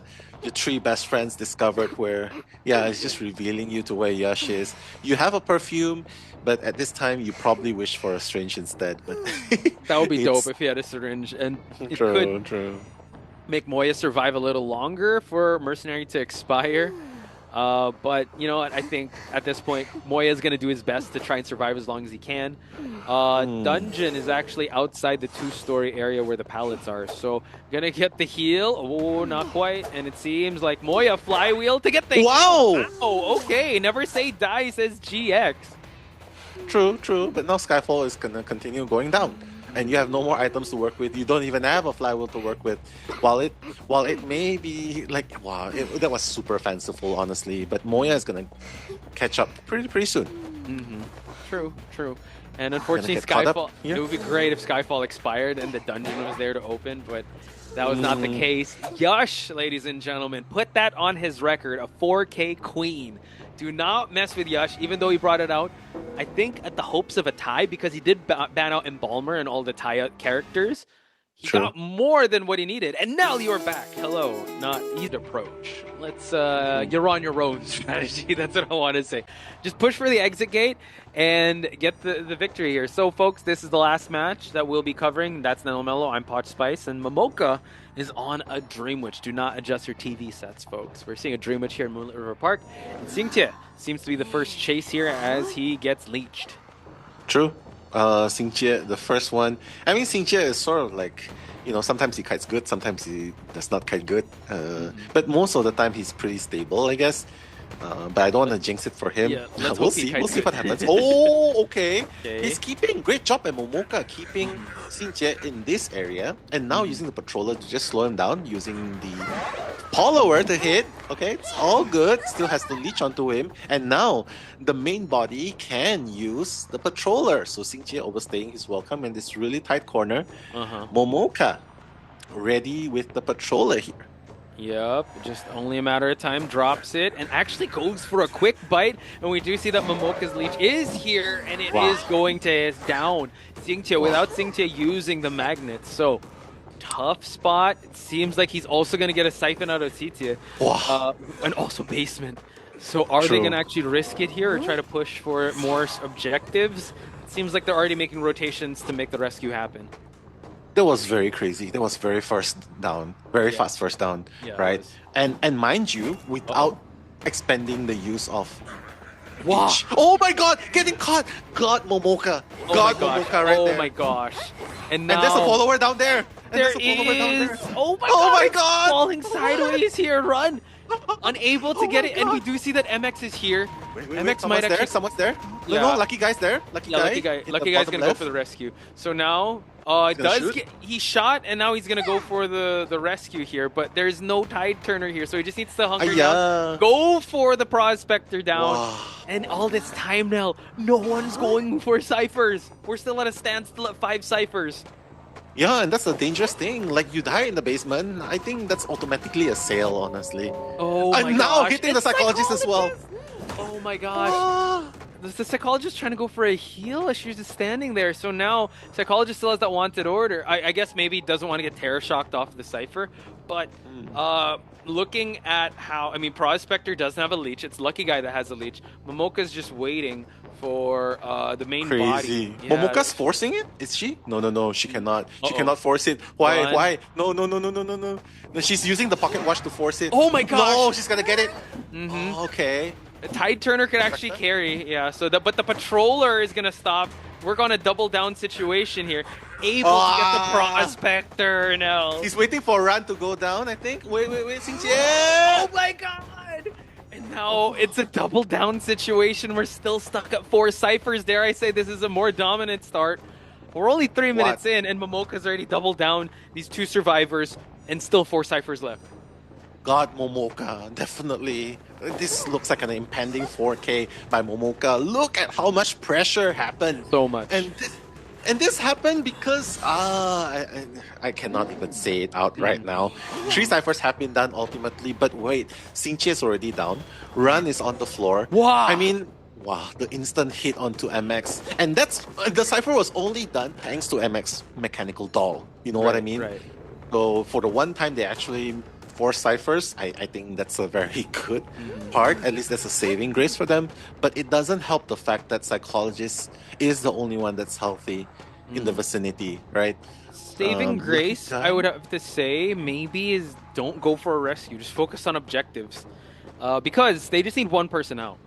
But it seems like MX is already healed up. Mechanic Stall is going to be taken out. 1 cipher remains. Oh, he sees MX now. Oh my gosh. Okay, so MX now doesn't have that much items to work with. He's going to get caught out here in the open. And mind you, there's still going to be end game detention. Leeches to worry about. So they have to be very careful. Last cipher is still under 20%. So they have to be very careful. He needs to chain these hits. and not give up the leech hit right away. So MX doing a great job just giving out the distance here, gets the hit, and now Run is available to get that second kite. And Momoka needs to be very careful. The blink gets saved off, and that could be the game changer, Nell. Yeah, that could be 4AW fighting for their lives now. Doing very great, not crumbling under pressure. Very good job by Momoka. Momoka coming back in and out, trying to get him down. Run knows if he dies here, that's it. Run is going to be sent back to the manor. But while all of that is happening, look at the cipher progress. It's already at 80%. They might be able to pop it. They might be able to take at least one survivor out. We'll see, because right now, cipher is at 90% Poch. Momoka making a beeline for the cipher, but it's so far away. It is, and we do see that the Lucky Guy is opening up a chest. See, he could just pop it because the Lucky Guy has no borrowed time. I think they're just waiting for the right moment to, but see, once the tension pops, it's going to be real tough for them to get away. Lucky Guy doesn't even have an anti-curse, so now Psychologist is going to get leeched. They can try to go for that pop, but it's still going to be kind of tough. Main body still has to go back and forth. At least Lucky Guy got a D-leech. So now he's going to try to remove the follower. He's going to try to eat a first hit and now force the pop to happen. And now endgame is here. The Lucky Guy has to D-leech just because having a leech on you is not the best. Now Tsitsa has the kite for his life here for the Lucky Guy to exit the game. He has a blink. He has a blink here, Momoka. Wow. Let's hit. Let's go. Okay, Lucky Guy. Lucky Guy's leech. Where is it? Oh, he has to bring it closer. He has to bring it closer. He's deleaching. He's still deleaching. Oh, he's it's able the to deleach. He's deleached. But now MX, Momoka? he has... Oh my gosh, he needs to go for it. Oh, he tries to blink closer, 70%. MX needs to get out of the gate right now. Able to actually get a leech. It's going to be real close now, but MX is able to do it. And MX able to make the escape happen. And just like that, 4AW moves on. What a game right there. Beautiful play by 4AW at the very end, Pod.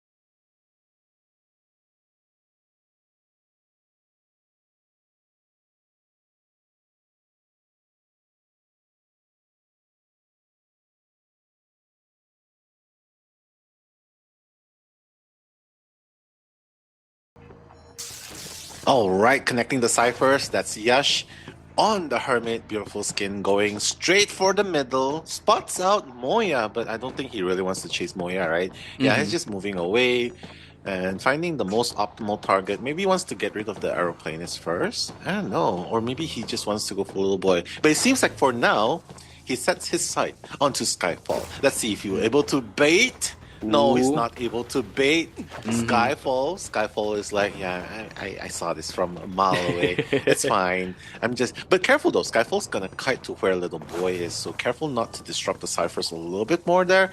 But maybe he just wants to divert the attention to where Little Boy is, right? So that's good. Wow, but it actually makes Little Boy hit. Little Boy eats that hit, and now it seems like the attention has moved on over to Little Boy. He's gonna use the toy merchant's it's that glider just to move on along to allow him to rotate again. So again, you did say to watch out, but not the best start, I would have to say, for the survivors, because you disrupt ciphers and now give an easy hit to Little Boy. So Little Boy does have the blue charge. They all switch right away, and he's gonna use that catapult just to move on to this next kiting area. That's true. But he knows that the Hermit has no blink, right? So all that's left to do is just land the red charge, which he missed. Huge, big, Little Boy jumping back in. Okay, nice. He can still rotate to this middle part. Yeah, he can definitely do it. Oh, nah, he's not. Okay, the shared damage is fine. Now he's gonna hop off again. Now he's gonna glide even further. Hopefully, the basement's not there, so it's fine. But now he's gonna glide into Moya Cipher. He's gonna try to silence. Can he actually get it? You have to guess here, unable to get the guess right because he did swing, and this is going to be the down of the toy merchant. Yush, again, playing an excellent game here so far. Everyone's touching ciphers, but at least they have some tide turners. Well, they have one tide turner on the board on the aeroplanist, and unfortunately, he is injured, and he does have that wanted order. So now it seems like the knight has to go for the rescue. Luckily, he does have that trait that can go for that safe rescue and just negate a little bit of damage, too. True. I mean, you can see that the toy merchant's taking... No. All that he needs to do now is really just help. Okay, great. Even if he gets hit, it's fine. That's fine, yeah. He'll be able to glide to the second floor. No, he's not going to be able to glide to the second floor. Oh no, the warp coming in. Little boy's like, help me. Okay, the dunk as well, the Eye of Sauron, and then the hit, and everyone is actually hit as well because they were sharing that charge. And it's going to be real tough. They don't have any dedicated healers now. This is textbook Hermit matches. So just getting all the damage on the board and removing any hope for decoding. Yeah, this is really hard. You can see that the aeroplanist Skyfall has been spotted by wanted order, right? Marin is on his way, like, yeah, you're the Antiquarian with a full bamboo stick, but what exactly can you do when you have so little health left? So Marin's probably going to be the target here. Okay, nice flywheel to avoid the charge. Yeah, they're just going to heal up. And the little boy's like, yeah, please, I'm done running. I'm done. Just let me be here. And that's a good choice, because if they persisted on going, they wouldn't be able to get the healing done. They wouldn't be able to reset the game, even though it might be a 3v1. What a teleport by Yash!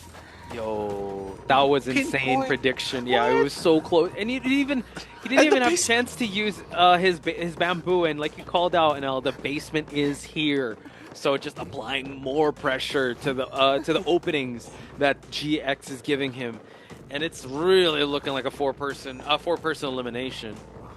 Yeah, I mean, the ciphers are slow enough already. Like, and couple that with so many characters that can help. Oh, Skyfall, nice zoom. Actually, a very nice zoom, right? I love that. Okay, nice. Marin's able to fight back. He's like, yeah, what do you want, huh?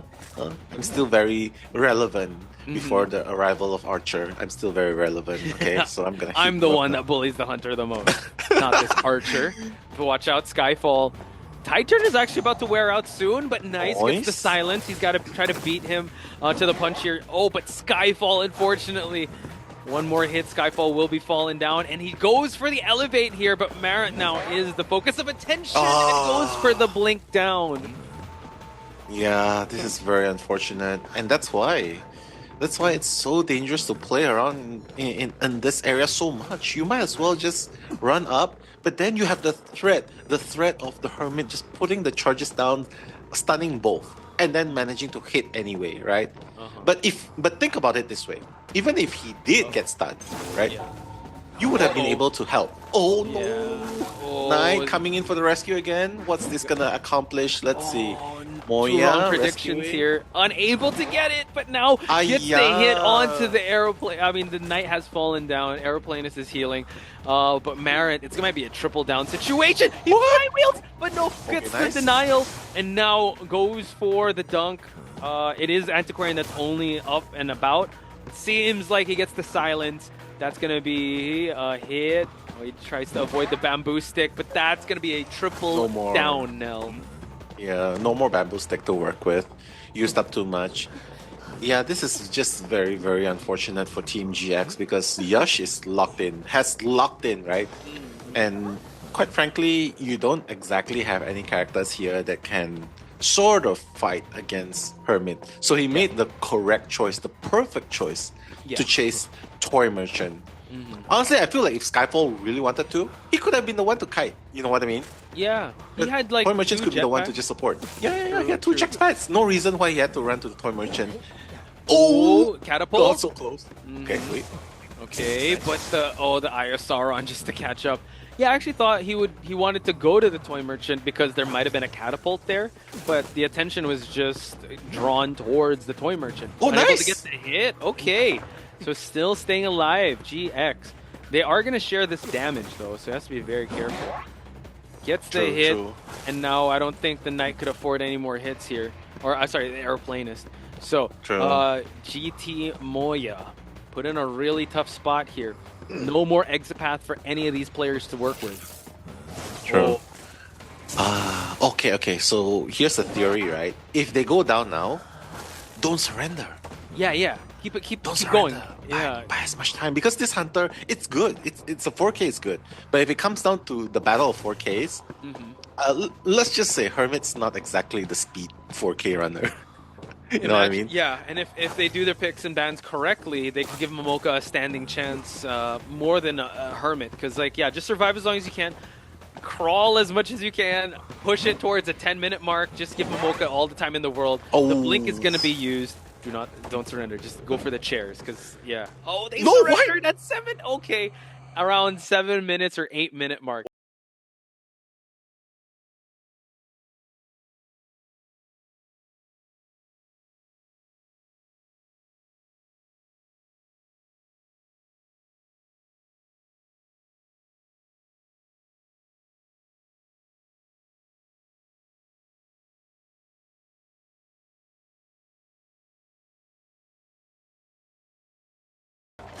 Alright, let's go. Momoka in the will form.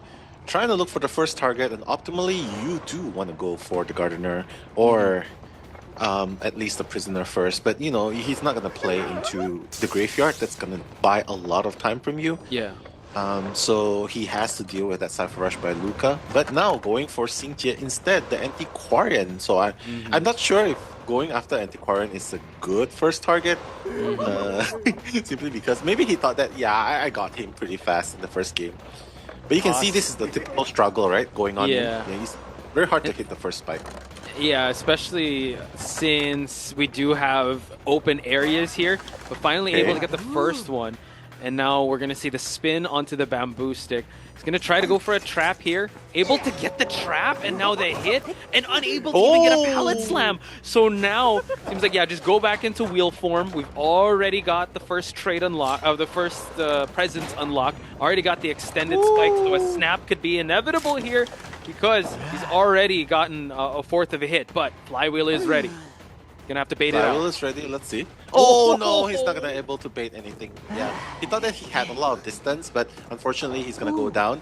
Not gonna be placed on the basement though, because he wants to have that clear running lane, right? You can see that run's already in the vicinity. Momoka, wait, okay, he probably spotted out run. Yep.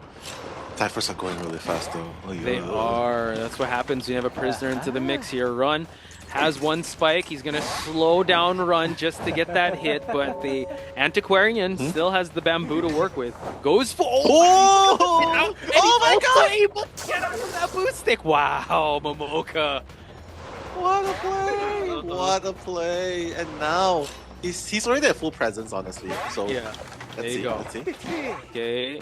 No more flywheel and no more bamboo. Wow, just that was crazy, man. Yeah, the distance management by Momoka doing really well. But Nell, I'd like to double down on what you're saying. Ciphers are looking real good. They have their last cipher being worked on already. But this is where the pressure really comes in. Momoka needs to be able to put the gas, step on the gas pedal and make sure that none of these ciphers are gonna move without getting spikes on them. It seems like Caesar is already on the case here. Yeah, he's just gonna wait. He's just gonna wait in bull form, right? Okay, he's just gonna wait. Yeah, okay. Alright. Okay, wait! Oh! He wants everyone. He's out for blood. He has a blink ready as well. Let's see what's gonna happen here. Yeah, he's gonna be communicated. He has to get on wheel form just to catch up pretty quick. So Xingjie now coming in. Let's go. Right. Oh no! He has a fly. He doesn't have flywheels. No, quite unfortunate. He's gonna stay the distance here. He's gonna get a push. Wait. Oh, flip! And he gets the snap too! And wow, first survivor down. 3 ciphers left. Gardener has used up the exit path. So now, just really using up the resources. But he needs to be able to put more bodies onto the rocket chair here if he wants to be able to claim victory for his team. Yeah, he's going after MX now, for sure, right? He has to go after MX because he's the only one here. Electric Shock. Nice! Wheel, Tram also. Has to be very careful. Blink is also ready, by the way. So now MX gonna fort. Oh, wow, the trade-off! And he didn't even use Blink. Wow, Momoka just one step ahead. We're still 3 minutes into this game, folks. So now going back into the wheel form just to be able to catch anyone out. Yeah, he's going back. This is very hard. Ⅷ has to be very careful as well. Oh no, Momoka. And that's the thing about driving a breaking wheel, right? Yeah. If you just jitter for a bit, you're gonna hit bumps, you're gonna hit things like that. Run is already off the board. So this is dangerous. This is dangerous. Wow. Yeah, very dangerous. But now a cipher is gonna pop, so that's good.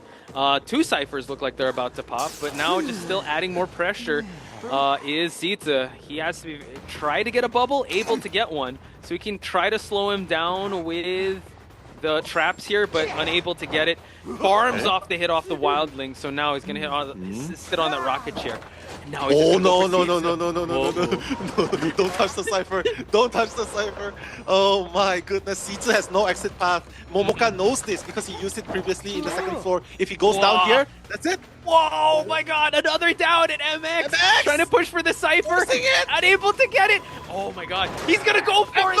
Normal play. Oh my god, we're still gonna stay into this, folks. And now he's just gonna chair them. Oh my god, and it might be an even faster time. Look, 4 minutes and 54 seconds. Everyone's injured.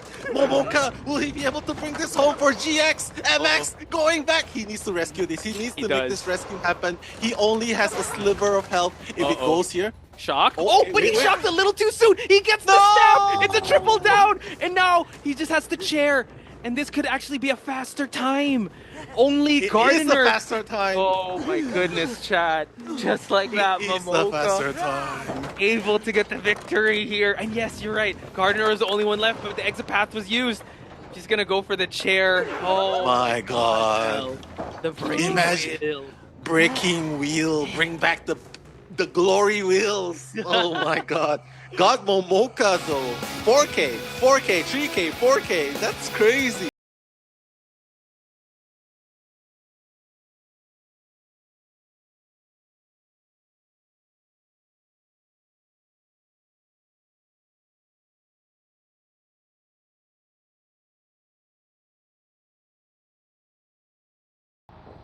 Alright, spawning at the 2 pellet bomb window area. He quickly rotates towards PP, the Gravekeeper. So this first chase here will be relatively hard, I believe. But look at PP. It seems like he's able to hit inside this area. Has 2 marks already. Yep. That's just the power of early game Hullabaloo. We're going to see him use a shovel right away. You're going to want to use the shovel to try to absorb the next bomb if possible. Although it does build up insolence. It does remove the Tide Turner as well. So we're going to see him missing the first one here as one more clone to work with. Very, very crucial that he gets this clone hit onto the shovel. If he misses this, this kite will extend for a long time, and he misses the next clone. Both pallets already thrown down. This is a strong start for Sky here. The shovel, though, already 25% remaining. He's going to want to try to absorb a bomb hit before the shovel runs out. You do not want to get out of shovel and give a free hit. Missing that one. The shovel does run out, though, and he's going to get a first hit there. We're going to see the flip over the pallet. Does miss another one though, so Moro having a bit of a tough time here. He's not going to have a jump here. It's going to be on cooldown. This will give time for another shovel. The biggest problem is one of the survivors decoding against the painter was a bit slow here. Gravekeeper's going to want to shovel early so he doesn't get it canceled. He gets it canceled by the red zone, and he's going to get knocked down here. He waited a little too long on that shovel. Still a pretty good first kite, but a lot of presence picked up by the Hullabaloo. And Painter's Cipher Machine already a bit behind here. No Seer Owl was activated as well, which means that considering the start being what looked to be very weak for Moru here, it's actually turned out to be relatively strong. Yeah, really unfortunate sequence of events over there. A lot of missteps here and there, but let's see how the Sky Survivors is gonna pick up from here. Yuki coming for the first rescue, does have the Tide Turner. We'll see how safe this rescue is gonna be. It successfully happens, and Yuki is only 1/4 health. And unfortunately, Gravekeeper does not have that shovel to work with anymore as it was canceled by the red zone. And that's just the power of Hullabaloo. You essentially nullify any ability that Survivor may have. We're going to see Gravekeeper just try to die in the corner here. Away from Cipher Machines as much as possible. More trying to get an extra hit of presence. Wasn't able to get it, but that insolence marker approaching full. Looks like we're going to see 2 Cipher Machines get knocked down here. Going to be down to the final 2 Ciphers, so pretty good Cipher progress. They may push for a rescue at this point, considering a Seer Owl still in play, and they actually have the last 2 Ciphers currently being decoded here. So it looks like Painter will come in, pushing this save here. Misses the first one, finally getting the black bomb. There's the white bomb, but we see a red. We're going to see the Owl here. This is going to absorb the first hit. Painter does have a flywheel. Is not able to get a flywheel off. Okay, alright, able to get the rescue, but there is a potential double down situation here. Trapeze over, misses the swing. Now, PP still trying to kite it out, but 2% is down in front of the chair. Looking at the cipher progress, Eli is actually quite fast. And what is the game plan from here onwards? Well, I think the missed flywheel was a huge missed opportunity for Sky. If Painter was able to live there, get a painting off, and support the rebound, they could have won the game. Now, things get a lot more challenging. Seer no longer has Owl, also doesn't have borrowed time. So it's more ideal for the Puppeteer to go for the rescue. Looks like they were able to pop. Seer's going to rotate to the last cipher, or maybe it's going to be Puppeteer. One of these survivors will have to go to the cipher machine. It looks like Seer's going to have to push the rescue here. I'm kind of curious where that cipher is. We're going to see the pallet stun from the Puppeteer here, and he'll just continue the chase, allowing the free rescue. Yeah, so Cypher's, as of now, still on a standstill because Seer's still running. Yuki trying to kite it out here, but it's just a matter of time, right, before she's down. And also, let's take a look at the P-plus. Is at 3 out of 3, so he can change his trait anytime soon now. Now, we'll be downing Yuki at this point in time. Cypher still stands still, rescued the Painter, so yeah. We will be seeing Panda coming for the second rescue. Painter will start a new Cipher instead. Looks like we're going to see, yeah, they're forced to, I think the last cipher may be where Puppeteer went down. I'm not sure. Looks like Seer is pushing that new cipher machine. We're going to see the Painter rotate all the way around here. At this point, I think the survivors may just try to go for an endgame. Looks like he's going to try to cut off the Painter, though he knows Painter is pressuring from a distance here. Does have that painting to work with, though. Will we see him utilize it? There's the painting. Unfortunately, Hullabaloo can't really play around this since... you know, obviously hunters can just not look at it, then hit the survivor. We're going to see him jump onto the stairs here. Nerkun's really just trapped. He's going to have to flywheel the white bomb in a moment here.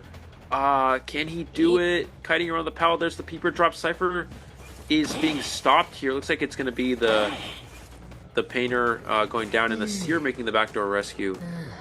I'm really curious where that 58 Cipher is. It looks like it is where the Puppeteer's at, so they can decode it. Oh yeah, so it's at the front gate, yeah. It's at the front. It's at the front gate. So yeah, Yuki will be in charge of decoding duties right now, whereas Panda probably trying to buy as much time as possible. Cipher is at 90%. Let's take a look at who brought 3. Nobody. None of these two brought 3. Yeah, this is gonna be a huge problem here. Puppeteer's gonna try to just pop the cipher machine. They switch. There's the pop. The hunter does not have the tension, so Puppeteer can take a hit here, but it's just going to be a matter of time before this puppet form wears off. Moru's going to want to wait it out. Puppet form has expired, just wasting as much time as possible. Excellent job from the Puppeteer, staying in the corner so the white zone won't register. We're going to finally see the down secured. The exit gate is 70%. He's going to go for the chair, which means that they do have enough time to get the gate open. There is trump card with it, opening up an opportunity for teleport, but because he's chairing the survivor first, it means that the Seer can actually get out the gate here, and that's going to be a 1 survivor escape considering the circumstances. Sky managing to get 1 out here is actually not bad for their going for Antiquarian. Oh, Antiquarian has no kiting build at all. This seems like a great chase for the Hullabaloo at this point. Interestingly enough, I would have expected them to bring some sort of kiting build for Anti, because, you know, when you're going against a potential Hullabaloo, it's like, okay, Anti can be a bit difficult. Force her into the red zone, it can be hard for her to use her stick.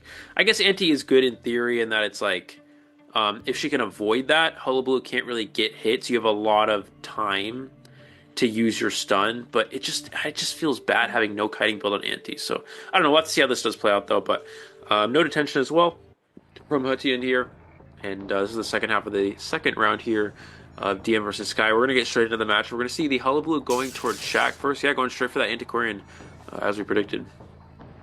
Yeah, I think rather curious persona for sure. I was hoping for the Puppeteer to be bring tide and for the Antiquarian to bring more kiting build, but it's alright. Let's see how Alex gonna kite this out with only a tide turner, guys, and also her stick. So Alex able to vault over, so her team unable to get his first skill just yet, the trapeze, but we still need a white ball to get that hit, and successfully does so. Yeah, and again, we're going to see just the... Oh, dodges that again. A double bomb there. Can he get the last hit? He needs a black bomb hit. Does get it, and that's a very, very fast down onto the Antiquarian. Unfortunately, you see no kiting build on the Antiquarian, and the Ciphers only about 30% all around here. This is a great start for this hunter. Yeah, this is gonna be very hard. I mean, you saw in the last game when Moro got their first down, it was already 2 ciphers done, another cipher 50%, and he still won the game. And this is a down with 3 ciphers at only 30%. This is a great start for the Sunrise. It's gonna be very hard for the survivors to do anything here, especially considering that the rest of your mercenary has wanted order as well. There's just so much not working out here in the favor of DM. Yeah, and DM survivors, it seems like they can't even get close towards the chair. Maybe they have no intention to even rescue the Antiquarian, but He is just going out there, pressuring all the ciphers, forcing Bull to decode another cipher further down at the corner. But Bull seems like he's also running back towards his original cipher with 2 peepers, so that's gonna waste a lot of time just to destroy those peepers now, right? Coming for this rescue, but already being spotted out by He and missing his... Alright, he didn't miss it, he was just locked. Coming for this rescue, right? Can he get this safely done? So... seems like he will. He will, and Antiquarian will try to kite this out. Another black mark, and he will be down. Stunning the hunter. Yeah, does have the stun there, but I don't think it's really going to matter here. We're going to see another stun. Still wasting good time. He can kind of just jump over this. He can set up a clone. A lot of ways that this hunter can get the down here. There's the flip. Misses the hit. There's the flip again. Does get the down with the black bomb hit, and 1 cipher has been completed this entire time, and the other ciphers with very limited progress. I don't really see how Stars can work out of this. Hole is already up to max presence, has trump card available soon. I mean, this is looking very good for him. We're going to see just kind of go towards the location of the mercenary, and yes, Hullabaloo can jump over objects. Just like that large, what is that, a container? What's the word? Container thingy? Yeah, container. Container thingy. Okay, we're gonna see the elbow pad away here. Does miss the hit. Elbow pad again. Will it matter? We're gonna see the white bomb hit. Will he switch to the red? He needs 1 more jump. He doesn't have it. He's gonna have to take the ball here, but he does have. He can just switch the zone, the red, into the main area, and there's the down onto the mercenary. Again, only the 2nd cipher now popping here. I really don't see what the survivors of DM can do at this point. Yeah, it seems to be like a stalemate situation, but let's just wait and see. Mercenary has no elbow pads to work with anymore. Puppeteer and Prisoner does not have any Kite Turner too, and it seems like Bull Cipher is also interrupted once again. One more time. So yeah, Cipher progress is just really slow. Prisoner has connected 2 ciphers, but connecting the ciphers just also slows down his own decoding, so it's just bad at this point. Now ciphers are not really progressing quite fast, but the rescues, it seems like it will be quite stable. Shouldn't be too much of an issue here. We're say, does he go for Puppeteer or Mercenary here? Baits out the flywheel, but he does get out 1 more chip. We're going to change onto the Mercenary at this point. Again, still 3 ciphers remaining. Mercenary's going to take this volley. He's going to jump over. Trying to get as many hits as possible. There's a double hit with the double bomb there, and the black bomb down instantly. That's the power of full presence. Hullabaloo, you get the extra bomb effect on the survivor.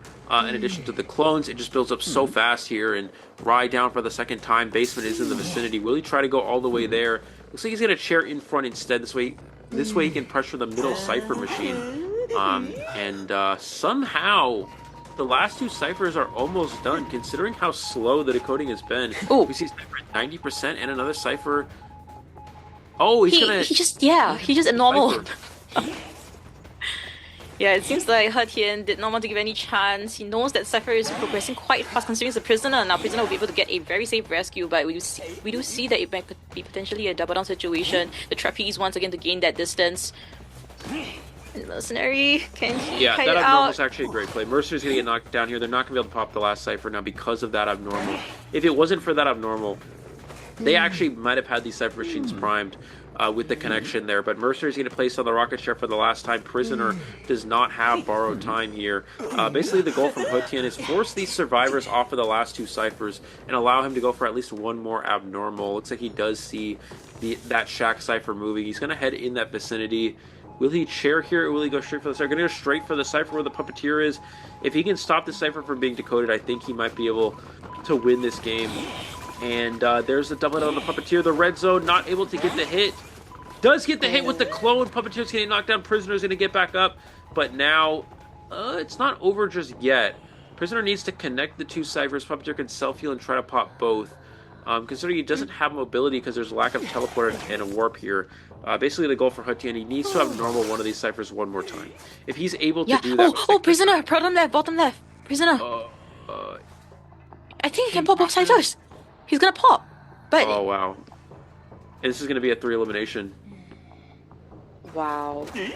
He was not able to get there in time. If he's able to get there in time, he would have had that abnormal play available. Prisoner's... maybe not. Prisoner's gonna go down right away. He doesn't have self-heal. Could he make it to the exit gate before... It's open. Nah, he's not gonna make it. It's only... Yeah, he only had one try piece. He doesn't have another one. Bull. Okay, I think this might be quite tight though. The trapeze will be up now. No, he's not gonna make it. He's gonna be just short here. He's got one more jump, but it's not gonna be enough. 80%, 90% on that gate. He can't down the survivor right away. Can he stop this? Puppeteer can take a hit as well. It doesn't matter. He's gonna make it out the gate here. This is going to be a tied round 1 here. Sky versus DM. Things were looking so good for Ⅷ but he wasn't able to get to that cipher machine in time. If he shared the Puppeteer instead of going straight for the prisoner cipher machine, he would have 4-killed the game. He needed to share when he downed the Puppeteer.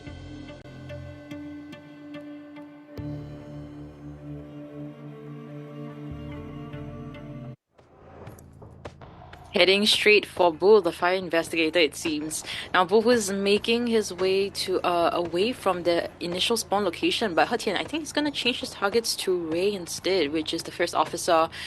Not the most ideal chase here, but let's see how is he gonna work about it. He did see the blood trace though. Seems like he's just gonna let him off the hook for a while. Seems like he's trying to find somebody, but it's not the person that he's trying to find here. Eli, who do you think he's trying to eventually spot out here? Well, I mean, obviously any target except for first officer would be pretty good. Looks like he does see Bull. For a second I thought he said Bowl. I was like, who's Bowl? But Bowl, like you put rice in a bowl or food in a bowl or something. I was like, wait. Anyways, Bull, or whatever. I don't even know what I heard. But anyways, fire investigator is getting chased here. This is just my lack of hearing. I gotta stop using subtitles when I watch. I think my English hearing is getting bad. Anyways, we're gonna see the beautiful speed boost there to avoid the hit. We're gonna finally see the blink for the first hit onto the fire investigator here. But he already has another cage to work with here. Gonna try to trap in the fire investigator. Uses a cage to stop him. We're gonna see the second cage here. And he's just kind of playing around the flywheel here, going through the cage. Goes through the cage again. Finally securing the down here. And excellent use of the cage to actually trap the fire investigator. That's a pretty common play we see from Goatman. That's why Goatman's such a good hunter. You just have so many cool tricks you can do with this character. So pretty good start for Ⅷ here. Ciphers are not quite as far along as survivors would like, but do have 2 rescuers here with Coordinator and the first officer. Coordinator definitely going to want to try to support this next kite here. Yeah, I think his first cage was a little bit like helping him transition, but Coordinator getting that free rescue instead. No use of the gun as well. So it seems like Ⅷ I think it definitely wasn't a good trade over there. But looking at this, seems like Bull is gonna run towards the corner, don't want to interrupt any of his teammate Cipher, and actually Cipher progress is not too bad. Do you think they should rescue again or should they just sell at this point? It's hard to say. I wouldn't mind Coordinator trying to save here or first officer. Yeah, I mean, the thing is, you don't really want to give presence to the Goatman. Once he has full presence, his cages recharge faster. So I almost feel like you wouldn't rescue this. Looks like officers, because again, like there's no rebound kite potential from the fire rescue. He's got no balls or no airbags, I suppose is the right term there. He has no flywheel as of right now. Looks like we're going to see the rescue for the survivor, though.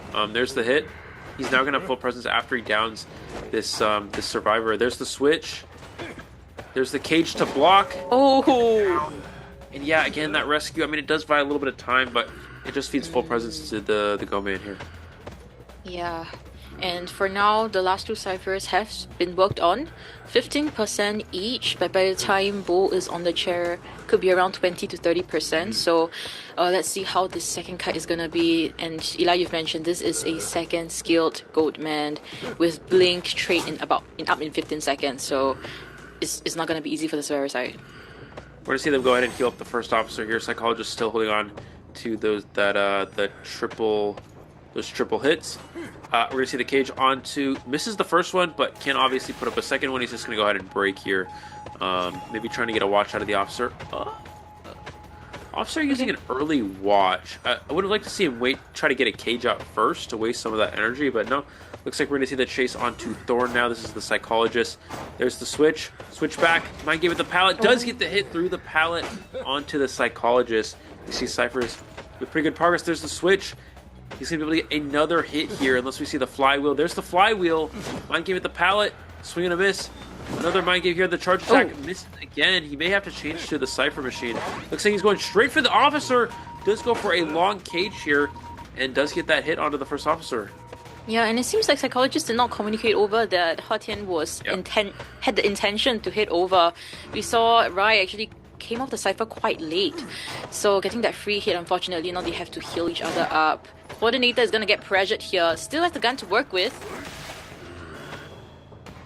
Oh, but alright, we'll just hit for the first officer instead. Sorry, the Psychologist instead. Last Cipher, 78%. They have to start a new one though since they're kiting here. Yeah, we're going to see him just go back into the cage. They're getting a hit onto the Psychologist, trying to wear down these survivors here. Officer gets a syringe. That is a perfect item to get in this situation and does miss the cage. Unfortunately, we're going to see the second one here.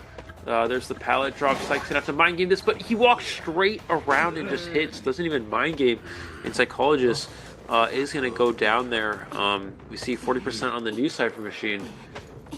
Strider's looking pretty decent. I mean, good progress. Cypher's going to be ready pretty soon. There's no teleport here, and everybody is at full health still. Yeah, and first officer is lucky enough to have that syringe from the chest. So I think, yeah, they do have that luck. And Coordinator at the Cipher, 70%. Rai is hiding here though. Can hurt him, spot him out. Seems like he did not. He managed to hide that out, even though Ⅷ was in front of him. It's just really having the.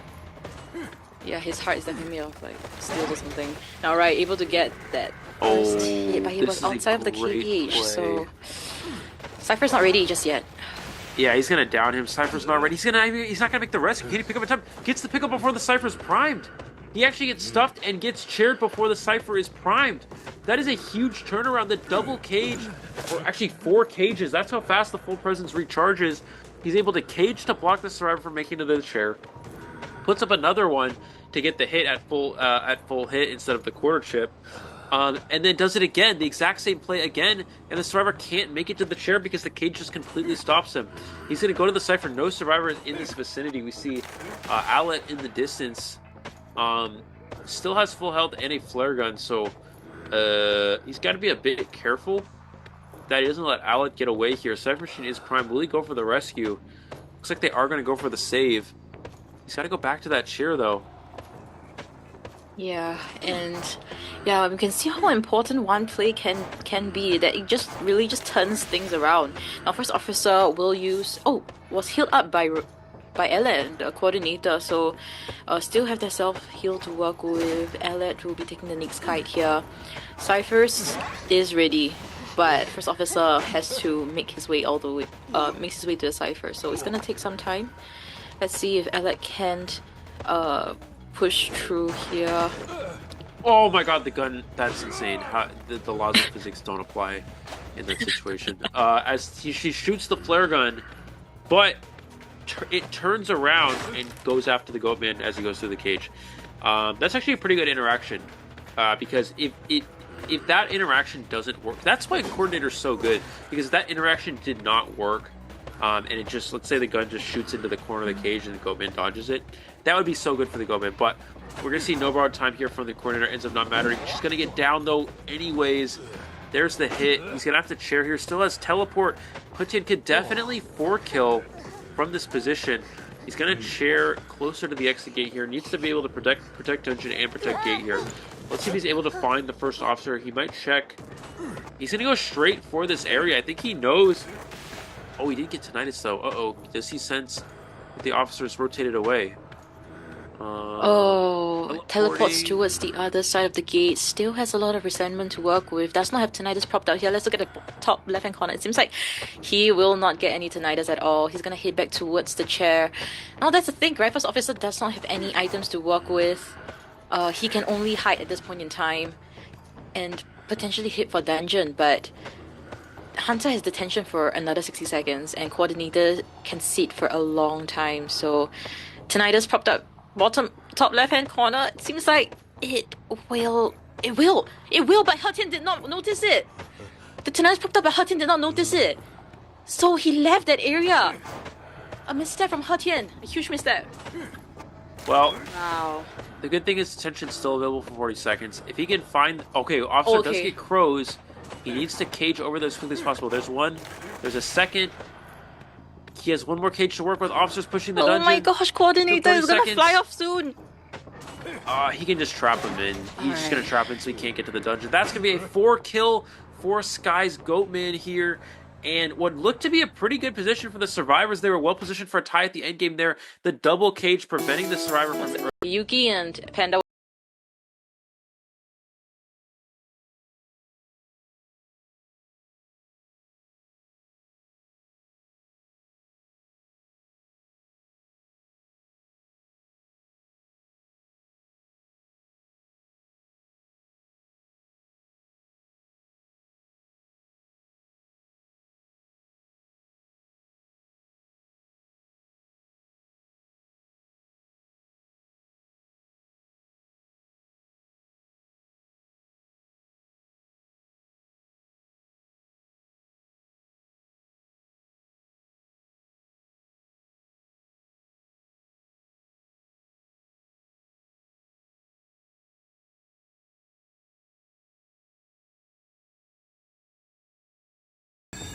All right, here we go. We're going to see the Wax Artist getting into the match here. And just for the people who were talking about Wax Artist and Elio, that is the X. Just going to, if you know, that's your X. If you know, you know. Anyways, getting into the match here, we're going to see the chase onto the Mercenary. Beautiful elbow pad to create some distance here. Already up to 84% though. Oh, he drops down a little bit early here. I think he'll probably just change targets at this point. Looks like he's going to go for the Embalmer here. This team comp is so hard for Wax to win against. Embalmer, very good for being a tie survivor. We have Prisoner for decoding. It's going to be very hard for this Hunter to actually get a win here against this one, especially with this rotation. Very good rotation here.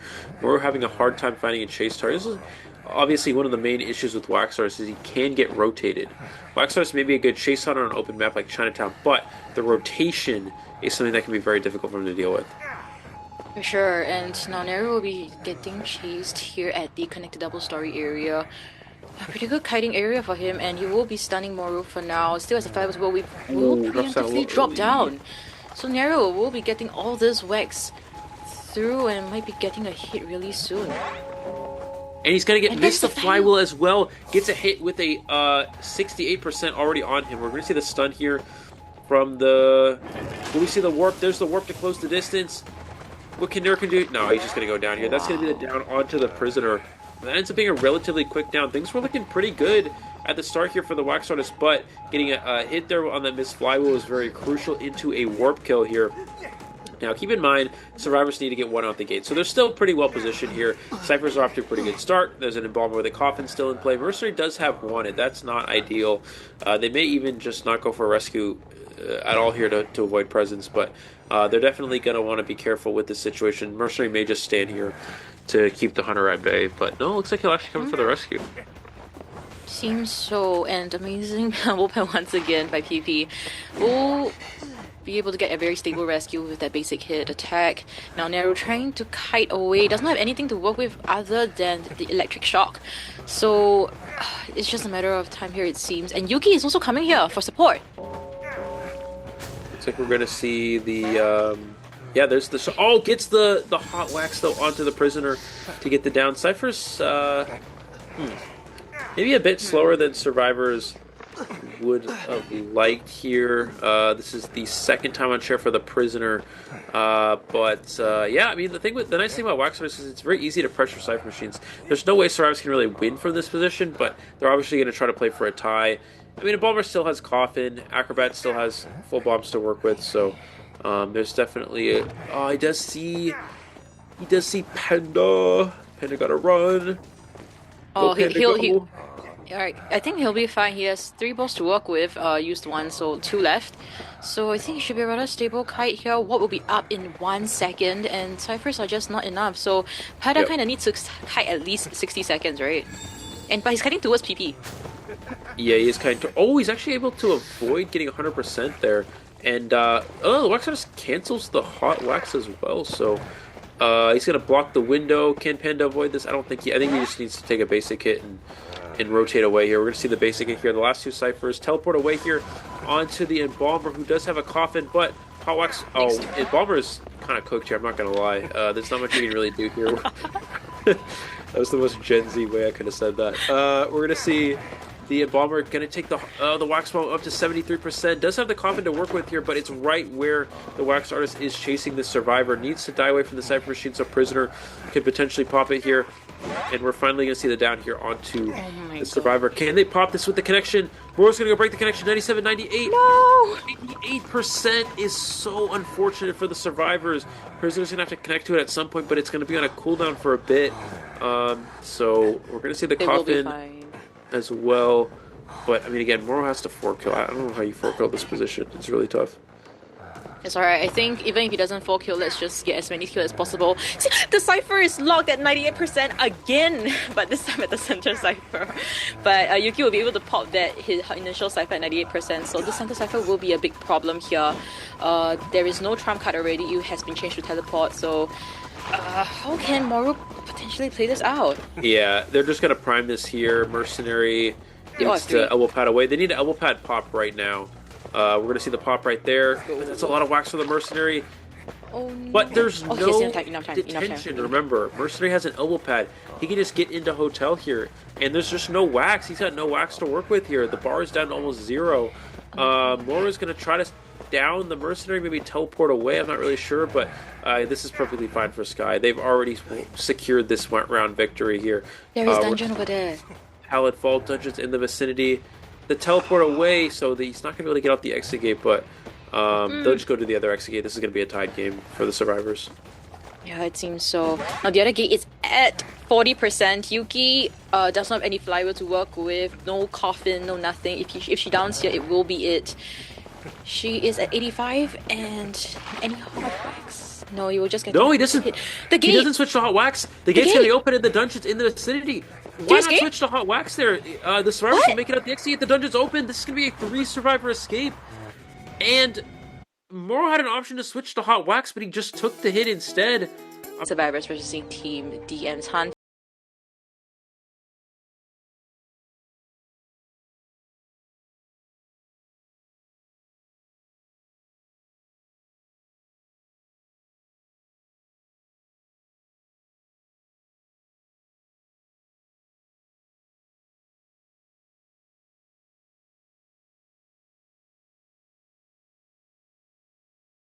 Alright, we're going to see Breaking Will here, immediately rotating towards the location of, this is the airplane. It's not going to commit to this right away, going to go straight for PP here, actually.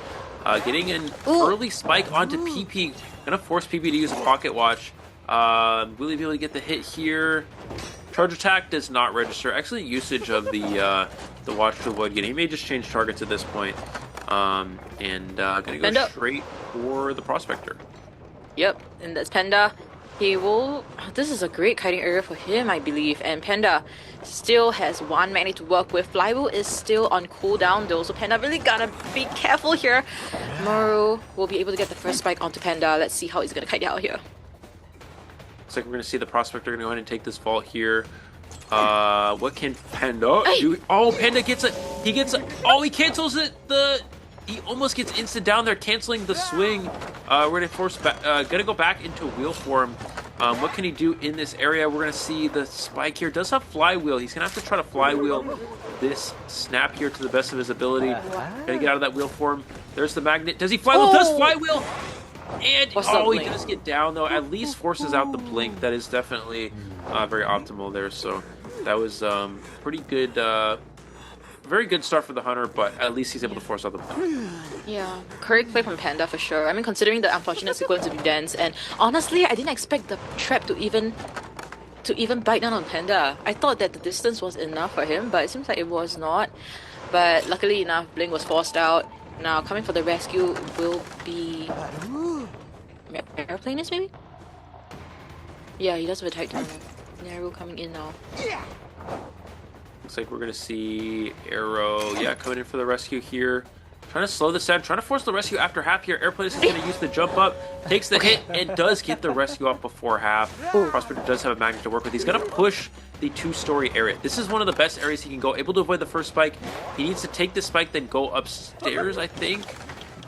He's going to go upstairs, gets the speed boost from the locker. Look at how much distance he's able to make here. Trying to drop the trap, not able to get it there. And Panda's going to make it to this pallet. This is a very good pallet to be at, forcing him back into wheel form yet again here.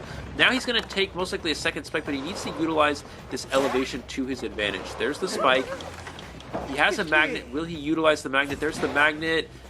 Oh, he didn't get the push in time. He almost got the push, canceling the snap, but did fall a little bit short here. But Cypher progress still pretty good. Officer can pop their Cypher, go for the rescue, and they somehow have the last 2 Cyphers rescued. Looks like ready. Officers pop, but they have the last 2 Cyphers ready here.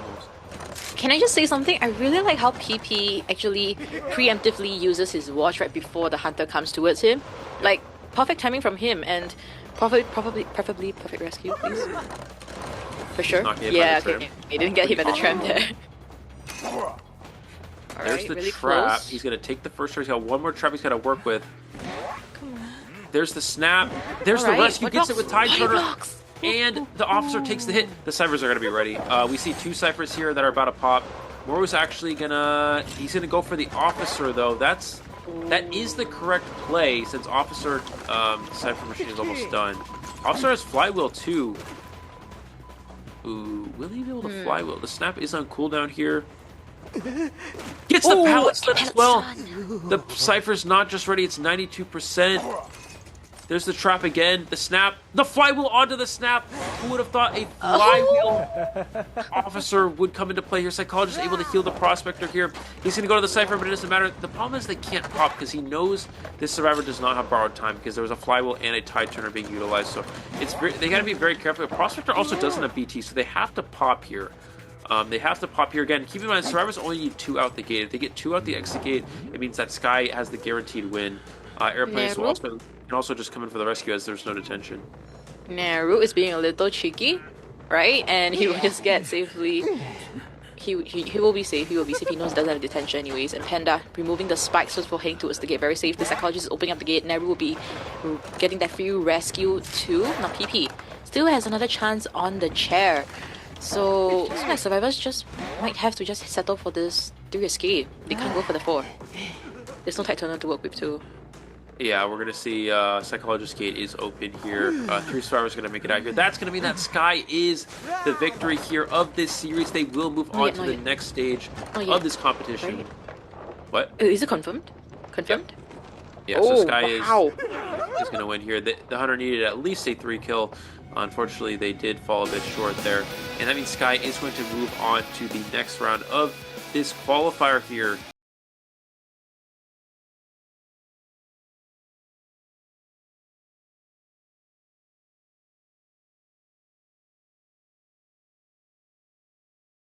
Team DM. No. I said pretty strong victory over Team DM. Oh, over Team DM, yeah. And yeah, congratulations to Team Sky for making it into top 4. We'll see them tomorrow once again.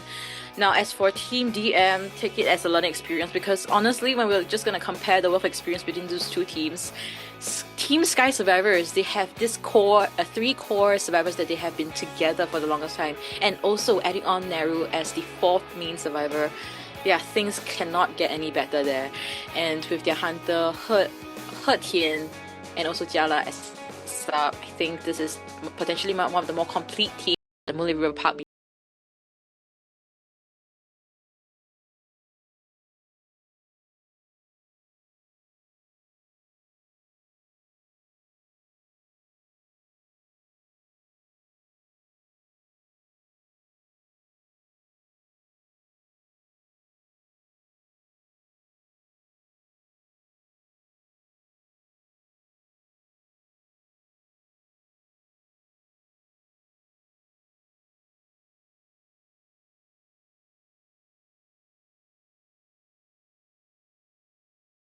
All right, getting into the match here, we're going to see Halo's going to go straight for the behind tent here. And you're also very welcome, Just a Girl. Thank you again for being positive. I just want to say that's a very nice reaction.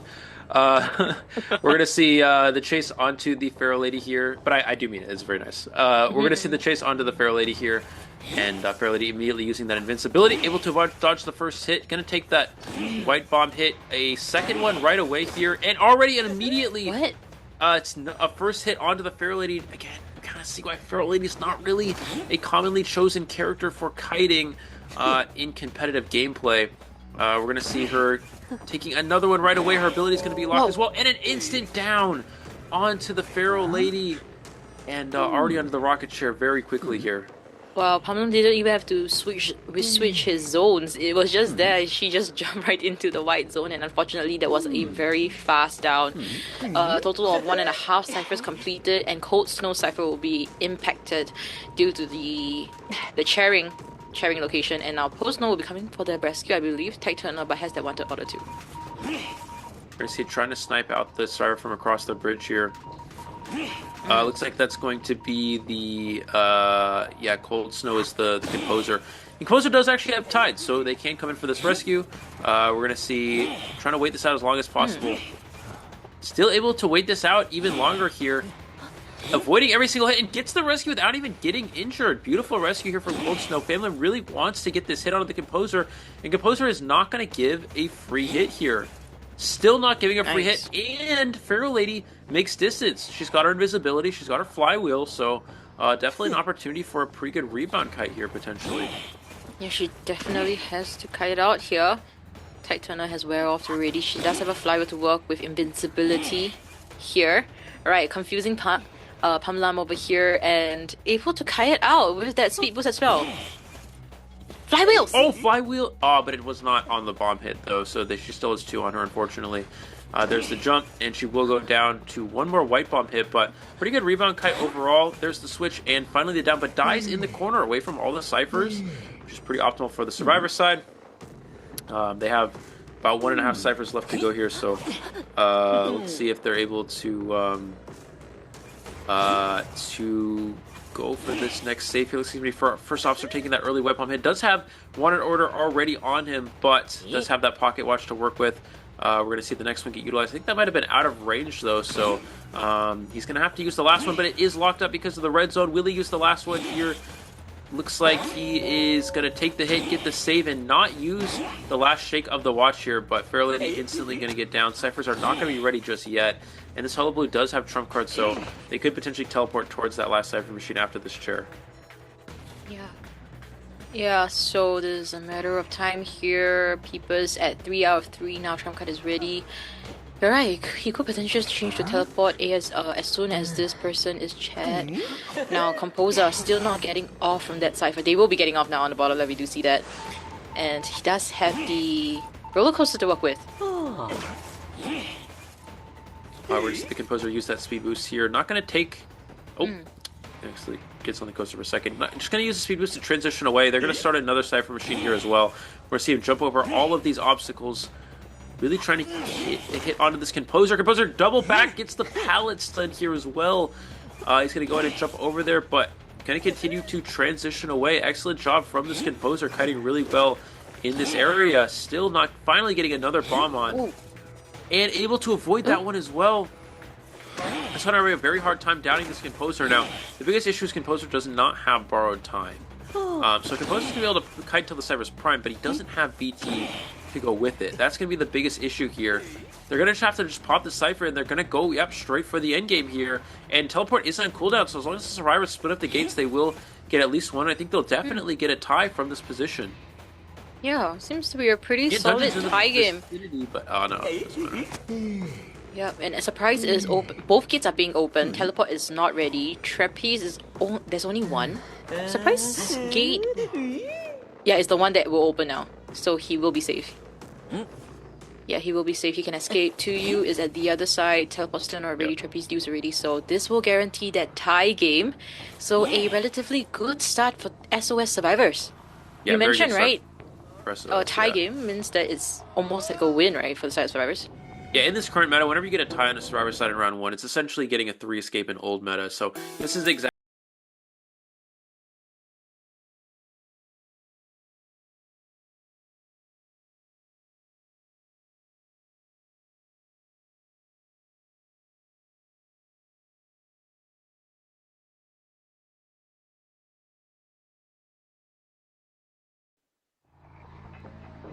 lucky enough to have the kiting build, but will he be lucky enough to kite out Godje? But it seems like Godje has some interest. He spotted out the blood trace and will be chasing Light. So Light has gotten the red mark. Fortunately, still has 2 more marks before he gets his first damage down. Now Light transitioning to the first stop, which means that the person at the first stop initially, Painter, had to rotate away. We're going to see, looking like going to try to set up a clone. Oh, able to avoid a hit here. Red Zone's going to turn off any shock he has. There's the Black Bomb. Gonna get a White Bomb hit here. You see it one more. There's the switch, does get the hit there. Will he take the coaster along with the prisoner? I imagine he will. Yeah, you're just going to get on the coaster. This is why coaster not too good against Hullabaloo, just because the Hullabaloo doesn't have attack recovery, so he can simply get on the coaster with the survivor. And he's going to take it all the way across the map here. Now, prisoner does have flywheel available, so he's going to have that as an option momentarily. There's the White Bomb hit. Just needs to get a Red Bomb here. There's the shock to cancel the red. Oh, misses the red. The flywheel, but flywheel's too early. That's unfortunate. Missed opportunity. He's going to bolt into the hunter here. There's the switch and the down onto the prisoner. Pretty decent start, I would say, just because Patient needs to be careful here, just because the survivors were able to get some good cipher progress here. But overall, and not looking bad for Godje. Keep in mind, their survivors did get a tie, which is very good against a round 1 Hullabaloo. So Godje gonna look for at least a 3 kill in this situation. Yeah, a great job for sure. Now Painter's cipher is actually a lot slower, but he's catching up, considering that she had to rotate and misses the hook. Or what? Yeah, he canceled the hook with the swing there, so that's going to put the hook onto cooldown, and now it's very difficult for Patient to make the save at all, and maybe someone else will come in. Looks like, yeah, Patient's going to leave. Looks like it's going to be the Gravekeeper who's going to come in feeding Tinnitus. So will he actually go for the save at all? I imagine he will, just because Hunter now knows where he is. We're going to see him, going to Shovel there.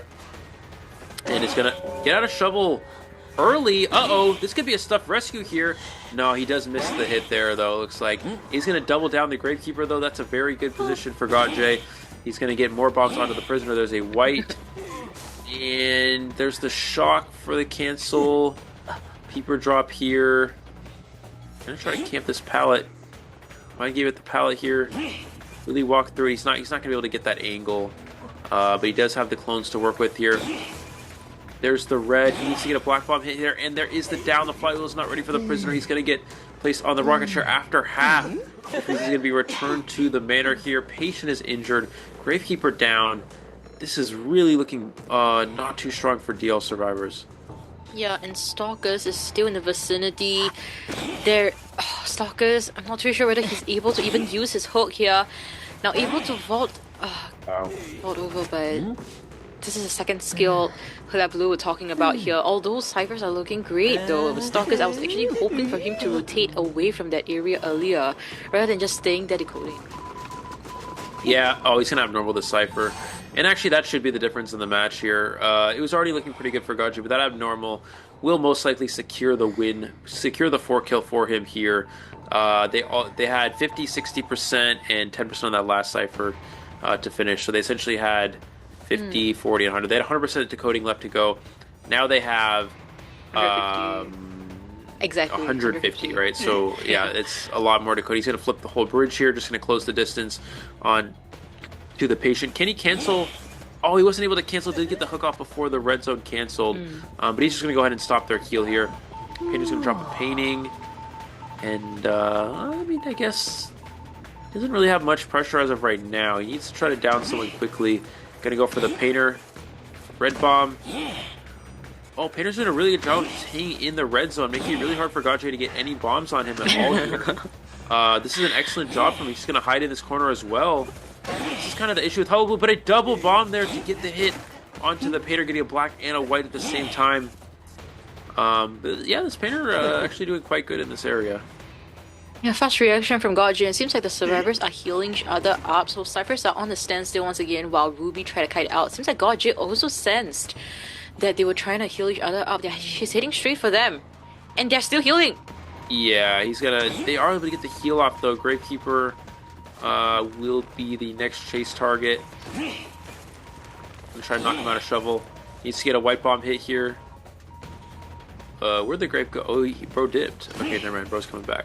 He's still trying to get this white bomb hit onto the Gravekeeper. Finally able to knock him out of shovel here because of the full presence. Already has a white bomb on him as well.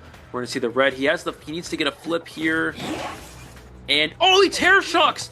He terror shocks the Gravekeeper. The vault was not complete. He put up the clone, and he registered the hit before the vault, I guess, completed. So the game registers that as a terror shock, and what looked like a potential comeback from DL is completely nullified with that unfortunate turn of events for them. Yeah, that really bite them in the back there. Sentai's quite a number of missteps here in this matchup alone. Now, looking at this, it seems like it might be a stalemate situation. Godje is not going to let you heal up, nor is he going to let you decode at the same time. Now, Ruby and Stalker's just running around the map, but nothing is really happening here. Yeah, there's not much that can really be done. I mean, we could maybe see Painter try to rescue the painting, but I guess it is possible. But it's really tough. Even if they do make this rescue, they don't even have the ciphers at this point. Abnormal was really crucial. They still only have 31% on another cipher, so Patient may try to go with the illusion. Going with the illusion does make the save, but he's going to take a double down. He's just going to go ahead and down Gravekeeper as well. Patient's going to be knocked down, and Gravekeeper will be dead on chair here. And this is looking like a 4-kill potential for Godje. Just needs to get one more bomb onto the grave. Loses sight of him for a second, but he can kind of just jump over this area, or at least close the distance here. If he takes the vault, he's going to get knocked down. Yeah. Right, the fourth cipher has been popped by Ruby, but this also puts him in a dangerous spot. He keeps getting... He can't put on the painting at all, and Ruby will be seeing the floor once again. Now, last cipher at 31%. Believe this is the 10th cipher. The 10th cipher. Stalkers is on the floor, Ruby's on the floor, and stalemate situation. So, matter of time before Godje cleans this up and secures the 4K. Both these survivors do have self-heal, so they're going to be able to get up, but, I mean, really, they've now used both their self-heals here. We're going to see the Patient trying to live as much as possible at this one window. Godje does get the down onto the Patient. Now, Patient has no self-heal. He's going to go to the Painter cipher, and that cipher is nowhere near done, only 32%. He can even abnormal it again if he really wants to, but it doesn't even need to. Not enough cipher progress there. Just going to go straight for this. Does have one painting to work with. He's even going to red zone him, so he can't use the painting just yet. But, I mean, he's got to somehow kite till Patience bleeds out, which is simply not going to happen. Yeah, and still trying to kite for his life here, Ruby. Already used his last painting. Another red mark and a black mark, and he will be seeing the ground. Now, the white is still there. The red one registered. Now, living with the black, he's really making use of the terrains here, but Godje ultimately getting the black mark onto him and giving that damage. Now, the survivors will surrender, which secures Godje with that 5-point lead in round number 1. Yeah, that's going to be a of this matchup. Also, my name is not Ellie or Elliot, so I don't know where people are getting that from. Anyways, getting into the match here. No, my name is not Ellie or Elliot. Anyways, doesn't matter. Getting into the match here, we're going to see first chase onto the Priestess. Definitely one of the optimal targets here. And let's see if we can get an early hit with a spawn follower. Priestess going to try to avoid that if possible. Goes for the hit, not able to get that though. Priestess gonna get trapped in by these followers. Has to be a bit careful. Does have a portal to work with to potentially escape. Will she be able to portal out of range here? There's the pallet break. Yeah, Priestess doing a good job, not giving any free hits at this point. She's gonna want to try to force a leech hit if possible, and we are gonna see missing that hit. Yeah, we see the Weber's Law coming into effect there. And what Weber's Law is, for those you don't know, it's the trait right before Flywheel. Once per game, when the hunter chases you, you get a. It's only once per game. You get a movement speed boost, and that actually came into play to avoid that hit. But we're gonna see Priestess. Court cancels the portal with the patroller there, and the spawn follower. Will it be able to catch up in time though to down the Priestess here before the patroller runs out? I think not. It will. Oh no, the distance is too much. I think she's gonna cut it out. Yeah. Yeah. So unfortunately, that patroller was nullified. There is nothing really happening here. He doesn't have any traits to work with anymore. Maybe this patroller. Maybe seems like he just wants to go for the hit instead of putting out the patroller. So this is gonna take up some time. Now the third cipher is almost done, guys. So not the best start for Jindo. Yeah, definitely not a good start at all here. It's going to be really hard to come back from this position. Does finally get it down, but it's a leech hit. That is a 3 cipher kite with a double leech hit from the Priestess. That is an excellent start for the survivors. That is exactly how you want to open your kite against a Dream Witch player. We're going to see the first chair finally for this hunter, but I guess the one upside is that the rescuer does have wanted order, and it is officer, so you can patroller them. It's not like it's a gravekeeper. We're going to see the patroller does latch on to the officer early on here, and he's actually going to get cut off from a distance. There's the first hit. They do have a follower waiting on chair. Can he get it? The hit prevents the rescue. The 5 seconds runs out. You saw how he waited a second there. He wanted that tide turner effect to run out, gets the second hit there, and stuffs the rescue. And all of a sudden, this goes from a winning position for the survivors to maybe even losing because of that one stuffed rescue.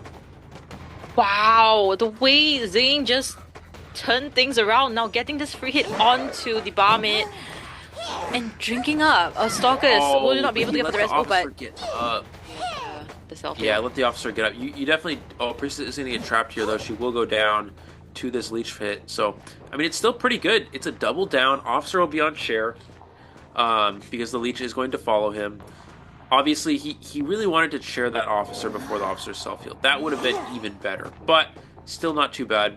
Officer's going to get put on chair here, as well as the Priestess. And the last cipher machine is only 20% as of right now.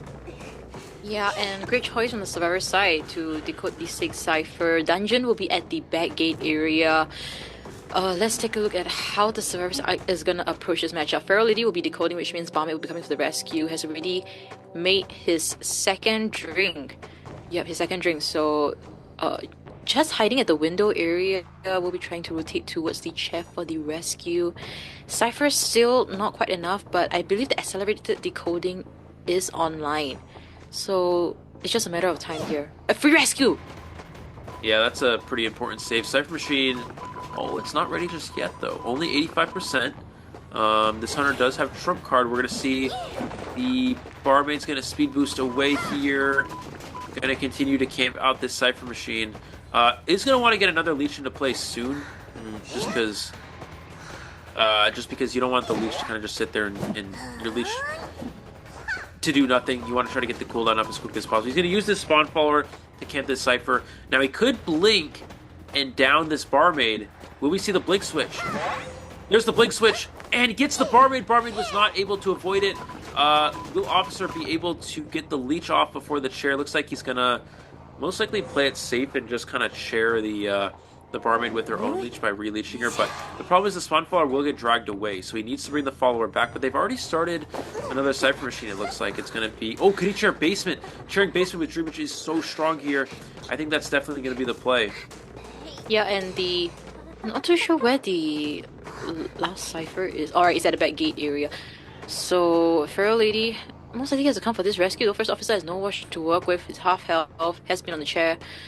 So there will be some rotations. Or are they just gonna pop the cipher? They may just pop the cipher. Obviously, rescuing basement Dream Witch is incredibly hard. I don't think it's worth it to save. I think you kind of just pop and hope you can get a one escape from this position. Especially if there's a follower waiting on the top of the stairs here, which I think Zen knows that. Yeah, he knows what's happening here. He's not gonna allow this rescue. They're gonna have to just pop the cipher and go for the end game here. They're gonna maybe a premature pop. I don't know. Looks like we're gonna see the survivor get away. We need to see the spawn follower go back gate to pressure Pharaoh, and we need to see officer's leech pressure the officer. That's what needs to happen. There's the blink, and the follower is at back gate. So oh no, it's the leech. Looks like it's the leech of the officer. He needs to carry the officer closer to back gate, or he can go leech the Feral Lady. There's a lot of ways Zen can play this to turn this into a 4-kill, but he needs to be very careful with how he does it. Oh, I guess it doesn't even matter. Officer doesn't have self-heal. Yeah, it doesn't matter. That's going to be pretty much game secured unless Fair Lady can kite out detention. Wow, the way Zane just snowballed from the Terror Shock, and yeah, did not give the survivors any time to adjust at all. So yeah, great. Although not the best I've seen from Zeno for sure, but the way that Terror Shock really changed up the game and the way he was able to capitalize on all those missteps from the survivors, I think it was incredible from the side of Zane. And you know, the first kite from the Priestess was exactly how you want to kite Dream, which you get a 3 cipher kite plus double leech hit on the first kite. That is perfect. That is actually a perfect kite from the Priestess, but the stuffed rescue on the officer was definitely the deal breaker there. And now Pharaoh Lady, we see the hunt from the Dream Witch. She's going to get a 10% movement speed boost. Pharaoh Lady's going to get knocked down on the vault here. First officer's not a selfie. That is a 4 survivor elimination for SOS Zen here, and just like that is a 5-0 for SOS. Right at the front broken area, Pamlam really has to break both ankles again, trying to redeem his team. Now looking at this, it seems like 2U will be off the hook. Don't think Pamlam is going to chase, right? Putting up the mirror, so this just forces 2U to go into shovel mode and hit right out. Don't think there will be a double hit here considering the terrains. So Pamlam will have to walk all the way there. 2U does not have anything to work with, but the shovel is ready once again. But you don't want to give the shovel to a basic hit, but considering the situation, he might just have to, but able to easily rotate out, and mirror will be up in 3 seconds. Basement is here. Yeah, interesting choice to go for Grave. Every time he mirrors, Grave can kind of just shovel off the hit. So we're going to see the mirror, we're going to see the shovel, and that's just going to absorb the hit. So yeah, I'm curious to see him going for the Grave. Again, yeah, a good Gravekeeper player is just going to shovel every hit here. Not going to allow any basic hits, and we see that being the case, although Grave threw that pound a little bit prematurely. Good juke there to avoid that swing. And charge attack getting a basic hit to the BQ. Number 1 rule of kiting BQ, never give basic hits to the BQ, but unfortunately here that is going to be the case, and now we'll go down to this mirror image. I mean, it seems great for Famlam. He was able to get a basic hit down the rescue, getting rid of the Tide Turner, but it's still a Bloody Queen. And there's a decoder in play with the Composer. Everyone else on the team that's currently decoding is decoding at regular speeds, if not faster, because of Composer. So it's going to be very difficult, even with this nice start for Famlam to get a 4 kill here. Yeah, and yeah, Survivor side, it seems like they are planning to sell. I do see Surprise running from the graveyard area. So, not too sure what the game plan here is. All of them should try and decode as much as possible. Ooh, is that a free save? Watch out for the blink. Oh, he's not going to go for the blink. He's going to get the rescue with the speed drink there. Going to hit the Barmaid too. That is a good situation for the survivors, since Barmaid can simply just heal herself. Grave will get knocked down though, but Barmaid is able to get the heal off on herself, of course. And yeah, I mean, ciphers are not too bad. They're already down to 2 cipher machines remaining, and they should definitely be on track, position themselves for getting to the end game. We may even see another rescue here. We have 3 flywheels to work with, so that's very good for kiting BQ mirrors. And you can see, even with a good start from Famlam, BQ just does not have the firepower for a 4 kill. Oh, alright, getting a free hit there. Now Surprise will be coming for the rescue now, since the Composer got that hit. Doesn't have a mirror to work with, but has a blink. So if Gravekeeper is able to force out a blink, it would be great, but the distance, this basic hit will just do it. And the hit registers. Yep. Great aiming from Pamlam. Great utilization of the hitbox there. For those of you who don't know, if there's a survivor who's body blocking, you can start your swing and you turn your hitbox into the survivor and clip the survivor in front before it registers on the survivor that's body blocking. That's exactly what they did there, utilizing the hitbox trick there. Great job from this Bloody Queen. Does mirror image onto the Composer, is able to flywheel the first swing, flywheel into the speed boost, and is able to cut out the mirror image. Is going to be able to get a broken window speed boost as well, and transition. He's going to NASCAR out of there. Yeah, kiting out the mirror image. And you can see why Composer is a character that does have potential for kiting Bloody Queen. Yeah, and Mirror will be up in about 5 seconds. Surprise should know that he's rotating away. Does still have 1 more drink to work with. I believe this is the speed boost, is it? Speed boost or the heal drink? It's a heal. It's a heal. It's I believe he already speed boosted, so we're gonna see the first hit. It's gonna be that heal drink, and he's gonna, yeah, the BQ's just gonna leave, and Barmaid's gonna get the heal. You see why Barmaid's just good against Bloody Queen. Bloody Queen does not have the firepower to get 2 hits back to back, so Barmaid pretty much will always be able to get that heal off against the Bloody Queen. We're gonna see that happen. We're gonna see the Composer get healed up by the Barmaid, and Service are just gonna reset to full health here. Yeah, the Sunrise being popped up here. The Blood Trees. I believe Pamlam sees the Enchantress. Enchantress does not have any stacks to work with, but will be flying wheel out of that situation. But will this hit still register? It seems like it will. It does still get that hit there. Nice job from the Bloody Queen to stay on that chase. Enchantress needs to make sure she does not kite near any Cipher machines at this point. Blink is available. He's going to use that speed boost. There's a single stun. I feel like probably didn't need to use it there, but there's the mirror. Oh, cancels the mirror with the single stun. Wow. And does force a blink out. That is a huge play to force out the blink. We're going to see Barmaid gonna pop the last Cipher machine, and Composer trying to pop this one. It's only 82% though, which is not enough.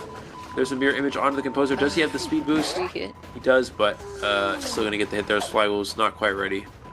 Oh no, oh no. I'm not... what the difference maker here is gonna be how the Survivor is gonna deal with this situation.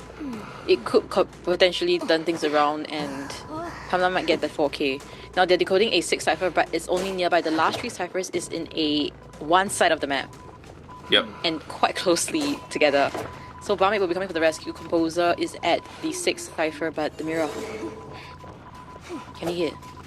There's the mirror, missing the first hit, missing the second hit, still has flywheel. There's the rescue. Barmaid wants to get this rescue without getting injured, so she's going to get the save off, going to take the body block as well.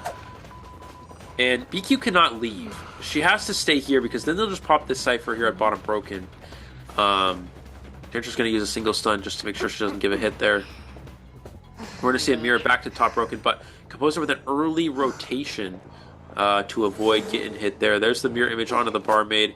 Elbow pad from the Barmaid to be able to keep her alive and avoid dying to this mirror. Composer really needs to get back on that top broken Cipher as quickly as possible here. We're going to see him continue to rush it. Staying on the Barmaid here, but she should make this window, and we'll be able to keep kiting. And keep in mind, none of these survivors have borrowed time. These are all full kite builds. This is flywheel and broken windows again. Reminder, ladies and gentlemen, this does not mean you should be playing these builds in rank. This is a tournament-specific build for a situation such as this one. There's the mirror image onto top broken. Early flywheel. Flywheels. The miss. Charge attack. Missing again. Right. He's going to speed boost away. Wow, excellent job from this Composer. Cold Snowman. As well, even has a stun to work with to avoid getting hit. Alright, a flywheel. Wow, annoying. There's 3 survivors left. Triple flywheel. Nothing you can do with. And Cold Snow still at that Cipher. Almost primed though, guys. 97, 98, 99. And they will pop it immediately. The mirror is ready. But he doesn't have a flywheel to work with anymore. Cold Snow will be seeing the ground. Yep. And the gates being open, front gates. So this will at least secure the... One survivor escaped. He teleported the wrong gate. Well, there was a survivor. Oh, he can't switch back. The mirror was too far away. So for those who don't know, that the mirror is too far off of the map, you cannot switch back to it. It won't let you. So we saw that happen there. The mirror was too far off of the map, so the BQ was not able to switch back. Barmaid's going to be able to get out the gate. Composer has a self-heal to work with. He'll be able to self-heal, get out the gate. Enchantress will most likely get knocked down in this area, but that's going to be a tied game for the survivors of SOS, which means that they are going to be winning this round as well with a 2-0 victory over DL here with a final score of 14-4, and SOS is going to be advancing to the next stage of this qualifier. Coming from Team SOS. This is exactly what we like to see, right? Considering it's a hunter-sided meta, their hunters are definitely popping off, and for the server side, they are very stable, able to get consistent draws and not putting too much pressure on their hunters. And yeah, considering it's a team that they kind of just I don't think they've really like grouped before. Maybe like a few of them had